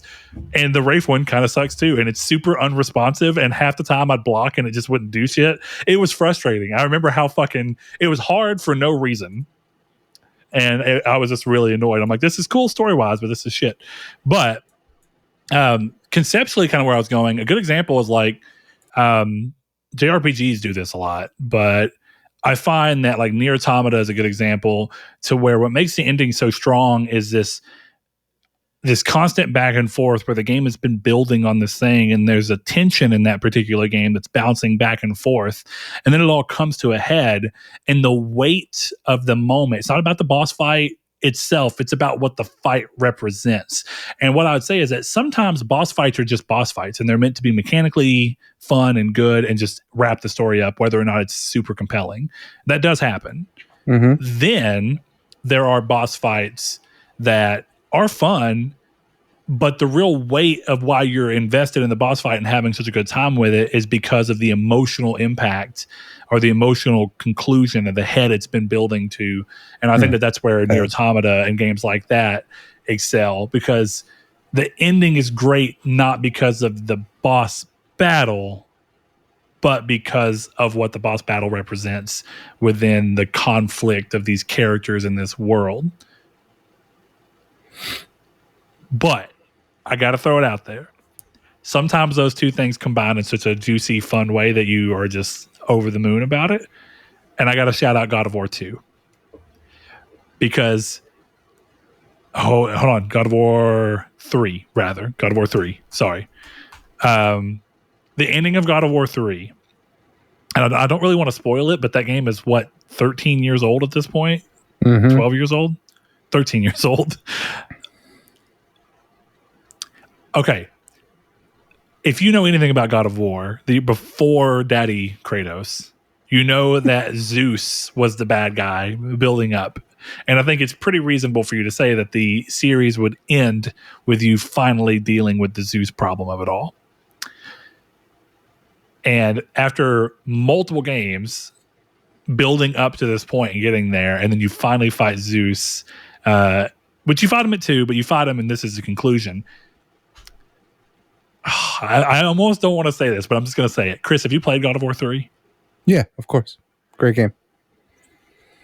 When you start punching Zeus and the game just has you keep punching him, but it's from his perspective, and you just see his vision slowly going black, and you can keep hitting the button and keep hitting the button and keep hitting the button until the screen is black, and you can just still feel every time you hit the button that the controller rumbles and vibrates. That is powerful. I don't know what it is, but that game has got so much scale. The beginning boss fight with Poseidon, hell, every boss fight in that game is incredible. The boss fight against Hades is incredible, but somehow the simple fight with Zeus is not only mechanically fun, probably the smallest scale fight in the whole game, short of maybe Hermes, and even then Hermes is moving around quickly, so it gets scale from legitimate size of the arena in which you're in. But that fight is probably the most impactful, because not only is it fun mechanically, you're just like, I finally got that bitch. Finally got him. And I love that end of that game. It's incredible. I think you're muted, Chris. You can feel that boss fight. Yeah, you can. I don't want to go too far, but I know you've played the game, so I'll let it be there. Am I misremembering, or am I remembering it in the way I wish it would have been, in that a specific scene with a specific person in The Last of Us 2 where you beat the shit out of somebody. Do you know what I'm talking about when you're in the spores? Yes. It's great. Yeah. Am I remembering that is the same, where you can just keep hitting square? Yes, I believe it is. Because if not, it should have been that. But that's definitely the way my brain remembers it, is that it was like a God of War 3 style moment where it was like, I'm a terrible person. And yet I'm kind of relishing and continuing to hit this button, even though this is objectively wrong. Bang. I love that scene. Yeah. Get me a PS5 version so I can platinum it again. I have actually thought about playing since I didn't platinum it. I thought about replaying it finally, since it's got 60 frames per second and DualSense control support. I don't think it'll come with the PS5 version strictly because of it's already there. I wonder, though, if there was ever going to be a time to do it, it would have been when the show came out. Really? Are you sure? But they just did The Last of Us Part 1. I was going to say, I mean, there's going to be a season 2 that covers part 2, which would make sense for a season 2. Part 2 re-release? Last of Us Part 2, season 2, director's cut edition. Imagine if they changed the subtitle to season 2.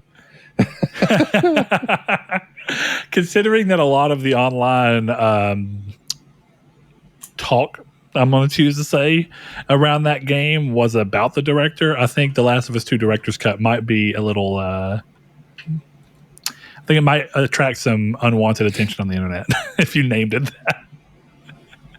Yeah, I agree. So I don't know what you label it. Also, do you notice that we've not gotten another director's cut? We got 2 in a row, and then no more. It was like Ghost, Death Stranding, director's cuts. And you're like, okay, Sony's going to keep doing that, and we haven't gotten that at all since. Well, what else would there be a director's cut of? That? the other game that came out at the end of the PlayStation's life cycle? Okay, sure, but I still think that makes a lot more sense for season 2. I feel like that's the only reason we haven't gotten it, so... Maybe. Fair point. Maybe. Okay. Let's see. Another question we have. And remember, if you guys want to write in questions, we always put out a prompt for them on all the social media. So again, to remind you, Twitter is at Triangle SQRD. Facebook is Triangle Squared, a PlayStation Podcast, is a group. Has to be entered in. And then, of course, link in the description below, whether you're watching or listening, is for the Discord, where we have a little section where you can go on there and shout out your questions. The next one comes from one of our patrons, Jehudi MD, and you may notice that we always shout them out. We give patrons preferred reading as often as we can. Sometimes, of course, if there's a good question or a good point on the community stake that is not from a patron, we'll go ahead and fill it in. But we like to shout our patrons out. So Jehudi MD says, if you had a chance to change careers and do something in the game industry, what position would you go for? Which one would suit your current skills? What developer would you go with? What era of games would you consider if you had a time machine? A lot of questions within there, but they kind of all work towards one particular thing. But I think the first question I have for you, Chris, and this is what I've been struggling since I read this. Being someone who loves games, do you ever think that working in the industry might actually hurt your enjoyment of games? Yeah. You get what I'm saying? Yeah. I mean, just doing this podcast has hurt my enjoyment of games because I forced myself to play stuff I wasn't in the mood for, like Horizon and God of War, and I don't like those games right now. So, I mean, And I that think was just without anybody pushing your hand. Like you right. didn't. I felt like I had to. It was self. Yeah, it was self-inflicted. Exactly. So yeah, I think it would. Again, I just think it depends. I feel like if you're making games, you make them because you love them. But I can't imagine, I'm sure people who are on the Rockstar Game staff aren't necessarily playing Red Dead or GTA 5, but they're probably still Well, playing games. one of the things I find most interesting, and it depends on where you are, of course, the people we hear more from tend to be the people in higher positions like directors. But one of the things you hear directors say often when they talk about games is how, oh, I'm just now getting around to this game. Oh, I'm just now, I don't get as much time to play games as I wish I did. Mm-hmm. And you know how I always talk about how I spend so much time on my computer at work that coming home and being on the computer is like, I think it's that mental inability. It makes it feel like You're home still is work working. and work Mm-hmm. is, yeah. It's like, so I almost wonder if that's what happens with, like, you're working on games all day. So when you go home and you go play one, your brain's like, you're not working, man. You're not working. Like, let's just not do it.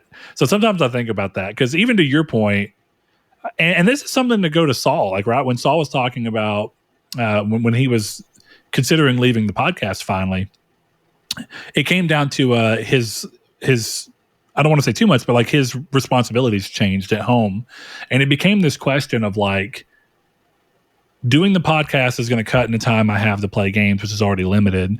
And at what point would I rather just play games in the time that I have versus talk about games when I hardly get to play them?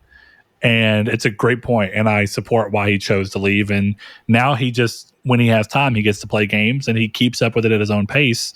And like you said, you don't feel like you have to keep up with anything. I've been able to really divorce myself from feeling like I have to be playing the new thing for the podcast. Hence why I played Vita for 3 months for some fucking reason.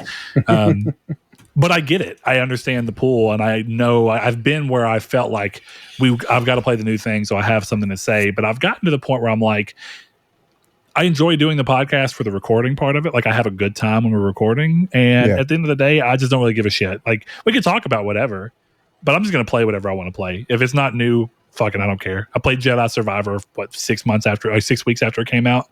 Mm-hmm. So that conversation was past, but I'm playing Witcher 3, 6 years after it came out. So that came out the year my daughter was born. So 8 years. Jesus Christ. See, now I'm just thinking about like where I was when that originally came out. Whew. That's a long time ago, dog. All right, well, let's get back to the dude. Let's get back to the question at hand, though. So, if you were going to do a career in games, assuming we were, what type of position would you be going for? Would you want to be something more in the front lines? Would you want to be one of the, faceless names on the credit thing where like you test the game or you're developing the art or you're writing? Like, do you have something like that you think you tap into? I'd either want to be a writer or a designer. Like, I think looking at the whole thing, like, writing probably fits my current skill set better. But if I was starting over, I think I might look at something like design and work for a team like Second Dinner, who's behind Marvel Snap and trying to come up with cool ways for the cards to come up to play and cool uses for the cards and cool uses for the character. So I think that's something where I would go with and, try and design a game and see if I could. So either you'd want to be in the writing part where you're dealing with the mechanics of how the stories, how the characters within the story are interacting, or the actual mechanics of how the game itself would work. Yeah, it's weird because I think it would depend. I think obviously, and I think anyone really would feel this way, but if I was writing or if I was designing, I would want it to be my vision. Yeah. So if I was writing, I would want to be the lead writer where we're making a game around my story. And yeah, there's a writing room and there's people who help, but we're still in my universe, or we're making my card game with the mechanics that I've come up with, kind of thing. So yeah, kind of the John Garvin approach when he talked about Days Gone. Like, he's like, this is my game. Like, I wrote it. Exactly. Like, you know, everyone else is making the game with me, but I'm, you know, I'm writing this story, and that's my burden. Therefore, it's going to go the way I want. I find that interesting, right? Because, like, you know, sometimes it's like, what type of games do you like? And sometimes I like games that are not about working with others, and sometimes I like games that are about working with others. And it's funny because I feel like that goes into the way you'd feel about making a game. Like, if you're real big into MMOs and games where you're constantly playing with other people, then I feel like you'd probably want to be in a position making a game where you're cooperating with a big group of people and it's real collaborative. And then I feel like certain people are going to be like, well, I like this part of the game where it's more story driven and it's not about everybody else, so it's a more singular focus. And yeah, there's people to help, but in the reality, it's following one person's vision. So I can see both of those. Part of me thinks, I was thinking for a bit, like maybe community manager would be fun, and doing a completely different side. And then immediately I thought to myself, I only interact, and I mean this with love, everybody, but I interact with the community for this show because we created the show. Like, I created the show. It's my product, my baby, and I enjoy talking with people about things we're talking about. But I'd be 100% lying to you if I acted like there are not times where something happens on Twitter or in Discord or something, and I dread having to deal with it. I'm not even kidding. Like, sometimes I was just like, not like, one time something was going on in the Discord and I was in the middle of something and I was not emotionally ready to deal with it. And I was like, I'm just not going to deal with it right now. I'm just going to do whatever I want. Whenever I feel like I can come back and address this, I'll address this. And that part sucks, if I'm being honest. Like, it's just a reality of what it is. So yeah, community manager sounds like it'd be a nightmare. Also, because online you deal, like Chris said, as community manager, you're going to be on social media. One of the most popular forms of that social media is Twitter. Twitter's not real life. We've come full circle. Yep. And I am not going to sit there and let people on Twitter who are the nastiest, most niche part of the gaming community treat me any type of way. I'm not going to be in a position where I feel like one wrong word or one wrong move or one mistaken thing that I said is going to cost me my career or my livelihood, because of how terminally online the community aspect of gaming has become, at least in terms of social media and how developers interact with the community on a larger scale. I think small scale communities can still work really well. And even though I dread aspects of ours mostly goes well. I mean, it's not like I'm every day having something go on. They're rare, and I'm glad they are. So going back in, I think Chris could tell this, and who knows, it may have annoyed him at the time. But I think Chris can tell. I like proofing stuff, if that makes sense. Like, I like reading something or playing something and being like, here is where you should maybe look at doing it this way, and what might that give you, and what might this do, be it in a story capacity or in a gameplay capacity. But I don't know what position that is. You know, like, I'm trying to think of, like, I don't think game tester is the right thing, because that's more like QA pushing to break the game. Yeah, like doing QA would just be, you're trying to make sure the game's not broken. But I would like to be in a position where, like, I guess kind of like what David Jaffe does. He talks about now how he's what is that damn word for that? A consultant. Yes. Like, where you would just be like, you'd play the game, you would talk about what type of market you think it's going to go for, if there's things that could be better or worse, or if it's leaning enough into what market they say they're aiming for. That could be interesting. So I think I'd like to be in there, where, like, sometimes I get really excited when Chris is writing something, and Chris, as someone who does music and does the same thing, I understand this. Most of what Chris has written has not been released, and most of what I've recorded and written as music has not been released. But I really enjoy when Chris sends me something to read, and then I just read it, and I'll be like, oh, this is cool, this is cool, this is cool. I think this could be used a little different. Maybe think about what you're doing there. And I don't know how valuable that is to you, Chris, but I enjoy that process. Well, you know what I mean? like it, and it makes me feel a little bit more. Sometimes I feel like I'm a little bit more collaborative than I need to be on some of my work, but Definitely can happen. But I think, and this is a me thing, is I like sending my stuff out and, like, just being like, is this any good? And even if you're like, yeah, I have this, and this criticism, but I think you should continue, like, that's great. Like, I did that with, one of the things I started writing a while ago, and I sent it to Sadie, and I'm like, I think I should even keep working on this or do something else. She was like, I like it, keep writing it. I was like, okay. Yeah. Well, and like you did, I was really enjoyed the one thing I know for sure you've put out, the paper bag. Yes, close, but pieces. Yeah, well, yeah, whatever. But yes, that was a cool piece, and that's the kind of stuff where it was cool because I saw the iteration up until you released it, and that was kind of like, oh, nice. Like I could see where you changed what things until suddenly you had a complete product. So that would be cool. I think it'd be really nice being in that position within gaming because you would see every aspect of how it's slowly but surely evolving until you get to the release product, which has to be very different than the very beginning stage that you were in at. So I think that would go towards my skills. I'm a good... In real life. Online, it's a little harder. But in real life, I say I'm a good mediator. Like I can just come into something, be relatively level-headed, and try and bring everybody, down if they're up, bring them up if they're down. So that'd be fun. I think that would match my current skill set. I'm also like stupid meticulous sometimes, to maybe even a fault. I don't know where the value of that comes into gaming, but maybe somewhere. Go ahead, Chris. Oh, I was just saying, I think you'd be good at it too, because when we were going through pieces, I remember you had one criticism and I was like, no, and this is why. And you were like, okay, yeah, that makes sense. Yeah. So you're not someone who's like, fuck you, like I'm telling you to change it. You're like, oh, okay. Like you're willing to hear it, which is why I think you'd be good at the job of criticizing and having to hear someone be like, go fuck yourself. This is why we do it this way. All right, so we know kind of where we'd want to be position wise, even if we don't have a name for all of them. Do you have a developer that you'd be going to? If I was designing, I think right now in my head, it would be somewhere like Second Dinner, because I like who is the developer, had Marvel Snap, for the record.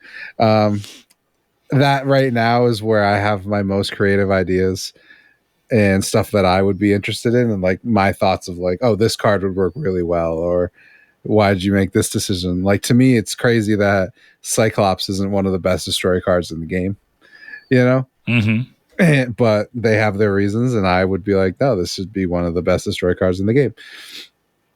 So I think for them, but if I was writing, maybe a hot pick, I would go to Spiders. Oh, dude. Yeah. Mainly because I think you'd exceed at that type of writing. Because part of what I think you run into is having to have a one singular that has the most impact that you have to try and track. I think you would do really well creating a large amount of scenarios and focusing in on how those continue to break down and travel to where there's less emphasis of feeling like there's only one storyline I have to make sure it hits. Like there's a lot of good within that, but it's a little more paralyzing because you start feeling like you sit on something because like, I don't know if it's ready. I don't know if it's ready. And I think the beauty of what Spiders does is it's a bunch of well-written, interesting variations of stories because of how things break apart in this RPG nature. And I think that the pressure is lifted because of the variable feeling of it. You as a player, you feel like, oh, I'm impacting this. So even if it's not the greatest thing I've ever experienced, it's really good, and I'm impacting it, so it's helping. And then I think that helps you as a writer because you know that you have to go down a bunch of different paths. I've always been curious to see how they do that. I'd really like to talk with someone in the writing staff for an RPG, because do they task different branches to different writers, or do they task really primarily to just a group of writers and say everybody's going to collectively work on the entire game, all variations, all branches? Yeah, I would like to know. I definitely feel like you're right about that, because even when I write now, like I come up with really cool concepts. Like the concept for the book I've sent you and I've been working on is superheroes versus monsters, and I think that's dope as hell. But writing it's fucking hard because I've got side characters that in my head I have whole stories for that I can't put in the book, even though they're cool as hell. So that would definitely be a place I would go. So where would you work, Brett? The Coalition? I'm gonna go 343. No, God, no. And my answer will surprise you. I want to be at a development studio that is putting out games quicker so that I don't get bored on a single project for too long. And I think where you're seeing that and where you're seeing a lot of variation within their types of projects is Supergiant Games. That's where I'd want to be. Okay. Because they put out a game roughly every 2 years without much fail, realistically. Maybe 3 years. It's gotten a little bit longer, as with all things. But I guess what I'm saying is you have Bastion, Transistor, Pyre, Hades, and Hades 2 is about to come out. And so when you look at that, what is that, a 3-year release schedule? That's great. Mm-hmm. That's sick. Yeah. Because part of me is like we were talking about White Rabbit earlier, and I love Death's Gambit, but I would eventually get tired of like Twin Motion. I love Dead Cells. Eventually, I'm gonna be like, all right, can we just I said Twin Motion, but Motion Twin, and you get to that point where it's like, eventually, I'd be like, but can we do something that's not Dead Cells? Like, can we just move on? And I think that you get that type of love and commitment from games out of Supergiant, but then they move on and they make something different, and I think that'd be really cool. Okay, lastly for that, and then we're going to kind of wrap up with Velvet's Corner. Do you have an era of games that you'd want to be in within that? Would that be, I guess for me, if it's going to be Supergiant, it would have to be realistically the late PS3, early PS4 era, or through PS4. I was going to say the same thing, because the reality is I would want to be in the PS5 era. Like I have nostalgia for the old era and all like that kind of stuff, but I wouldn't want to be making PS2 games where everyone is a block of wood, or I wouldn't want to be making PS3 games where the fidelity is not great. Like, fidelity doesn't matter to a certain point, but especially for someone like me, where I think I've told you this, when I write, like, I have an actor in mind of who I'd want to see them played in the movie. And that's not because like I have the hubris to think anything I'm working on is good enough to be a movie, but because it helps me understand the character to be like, okay, the main character of my book is being played by Joaquin Phoenix, right? And that in my head is like, okay, so this is what he looks like, this is what he does, this is how he acts. You know what I mean? So yeah, I would want to see that in higher fidelity. It would help me.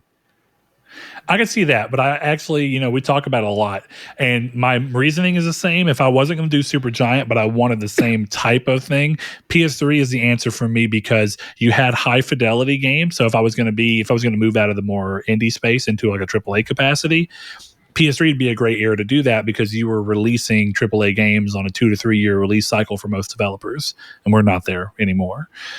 So like being at Naughty Dog and watching Uncharted unfold, being at Guerrilla and watching them go from Killzone 1 to 2 into 3, and seeing how that goes and being part of that process would be a lot more compelling and fun, because you won't get burnt out on one project so quickly. So PS3 has the same aspect I like of indies in the later eras, but in the AAA space. I mean, the same is true of PS2 in the AAA space. It's just games weren't that AAA yet. PS3 and 360s, where you started getting like AAA, tens of millions, sometimes $100 million games, depending on what was going on. So that'd be fun. But Chris, Brett, I think it is time to edge you once more, because I've not had time to work on this with Velvet's Corner.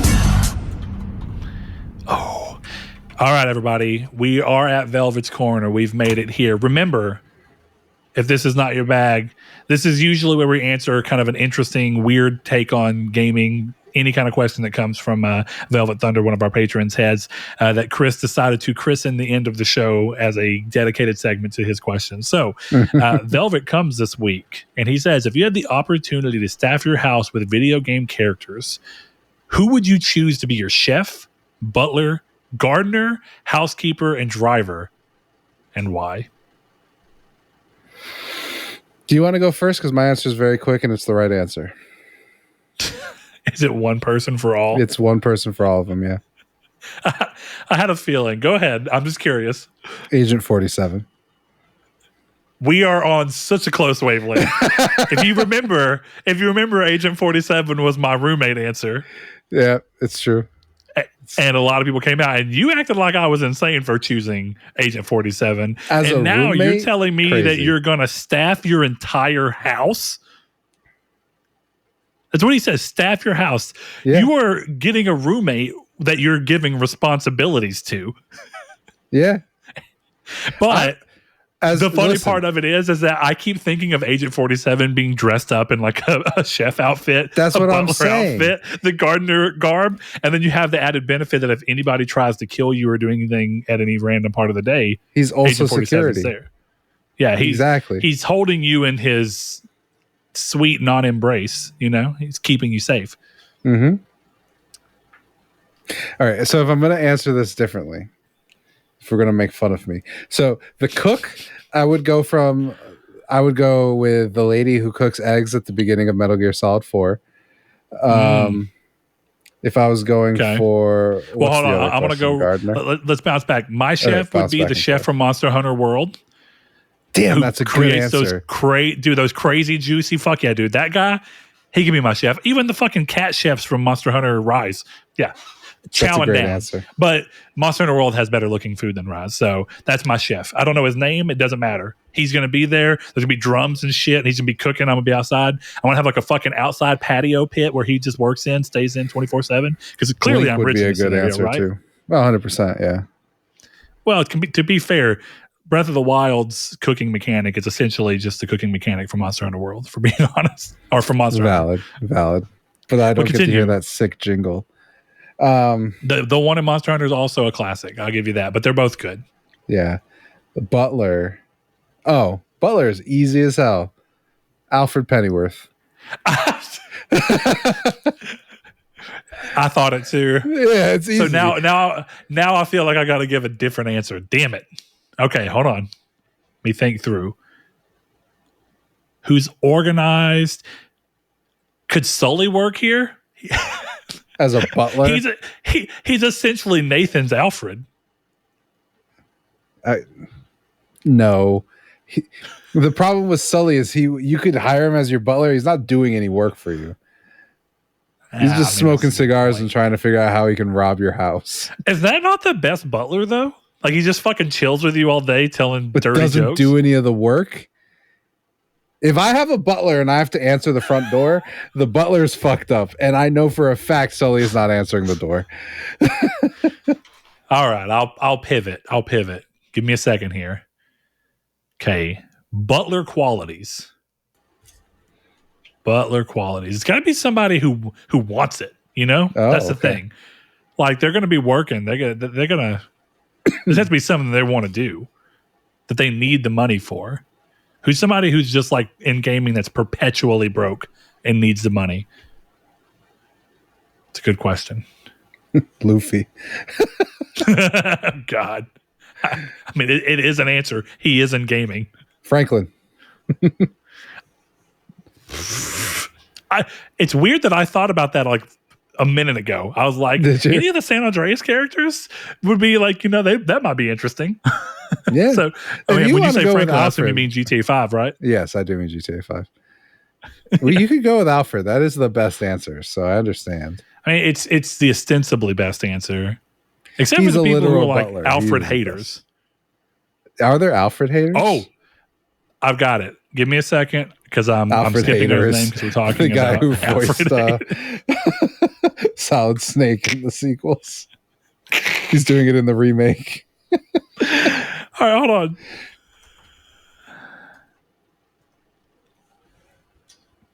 Do. Easy. All right, so Tales of Xillia. Fantastic game, first and foremost. Lady Elise has got. Give me a second. I'm not looking for that, but okay, I'll take it. Anyway, Lady Elise has got a butler, or I'm going to call him a butler, but his name's Rowan. And he's cool. If you haven't played the game, it's not going to track. But he's basically Elise's like bodyguard character guy, and he strikes me like Alfred. Like, he helps her, he does stuff for her, keeps her safe, teaches her all these important lessons. I think he's a good answer. He's a good vibe. At some point, if Fresh Prince taught me anything, is you want your butler to have some dad-like qualities, right? You know, That's where it's at. You want to have a butler who's, you don't want a smart house butler. Disney showed me that that's not a good idea. They'll start like throwing oranges and shit at you. So, all right, we continue down the list. We continue. And where are we at here? So we've done butler, gardener. Easy. Again, easy answer. The farmer from Stardew Valley. I'm going to go a little more abstract with mine, and I'm going to choose someone who's really talented with like a blade. So we can say like the guy from what's the game? What's Dark Sector? He's just throwing those sighs at your weeds. I want to go with Jin Sakai. He's clearly very skilled with a blade. And my thought process is that I won't have much in the way of flowers. I'll just have a bunch of really ornate bushes that I have someone use a sword to shape into various things. And Japanese stuff works because I'll just do shit like origami style plants in the front. You have like an origami swan, bush. That'd be cool. All right. I like that answer. And then he's Zen, like he can be Zen. Doesn't always have to be. It's the whole point of the game. Just don't let him be naked in your pool. I don't know. He reflects a lot whenever that happens. He grows as a person and as a character. Yeah, but both it's your in pool, the man. Both in the story sense and as in a progression sense. He grows. I wish I knew how to make a haiku off the top of my head, because I could have come up with a great one right there. Was it 374? Right? 575. Isn't it? Oh, yeah. Yeah, I'm pretty clean sure this it's house. I must clean the house, but I prefer sitting in pool. Good housekeeper, I am not. 10 out of 10. Let's go. Can freestyle haikus, man. Baby. I do not know what's happening. Here's the hoping we don't have similar issues as we had last week, where I lost Luke's video because of Zencaster freaking out. But in the meantime, all right, we go to housekeeper. Got another easy one. Main character from Unpacking. I'm gonna go with like the hot maid style thing, and I'll just say like the chick from Bayonetta. Like, I just want to watch her walk around in a skimpy suit. Gotcha. What's wrong with that? Like that. No, yeah. Listen. We all have our things. You want 2B in there in a maid outfit? Wait a minute. We talked about this earlier. My housekeeper would be Triss. It's a better answer. She's sweet. She's loving. Still attractive. She's not Yen on the crazy hot scale, but she's very attractive. She's beautiful, right? Like Yen's hot. You look at her and you're like, oh, feisty. And you look at Triss and you're like, loving, mm-hmm. Just beauty. Tits. Tits. Both of them are just tits for days. That's how those characters were made. All right. Last one. I've got my answer. Driver. Who's your driver? You answer first, because I'm trying to decide between two people. My answer would be the hippo from the Sly Cooper series, the Murray. Because he's already got a sweet fucking van. I don't have to do anything. That's a cooler vehicle to ride around down in. And he's clearly a professional driver, shown multiple times throughout the series where he has to win races. And I also just have a soft spot for him. He's a big, pink, lovable dope, for being honest. That's what he is. Love that. All right, I have two, and I don't know who to pick. Are you down talking the Murray? Why are you talking like it's Stone Cold Steve Austin? That's how he sounds. I don't know what to tell you, man. Bone saws coming. You got 3 minutes. Get 3 minutes of time. No. Have you never played a Sly Cooper game? Do you not know? No, I Actually, have not. They changed Murray's voice actor at one point, but that's more or less what his character sounds like. That's his normal thing. Definitely in 3 when he's calling himself the Murray, or I guess it's 2. He's calling himself the Murray. This was hard. This was the one hard one because I had to pick between two characters. But I'm going with the character from Driver. That's fucked up, actually, because that's my second choice. Yeah, John Tanner was my second choice.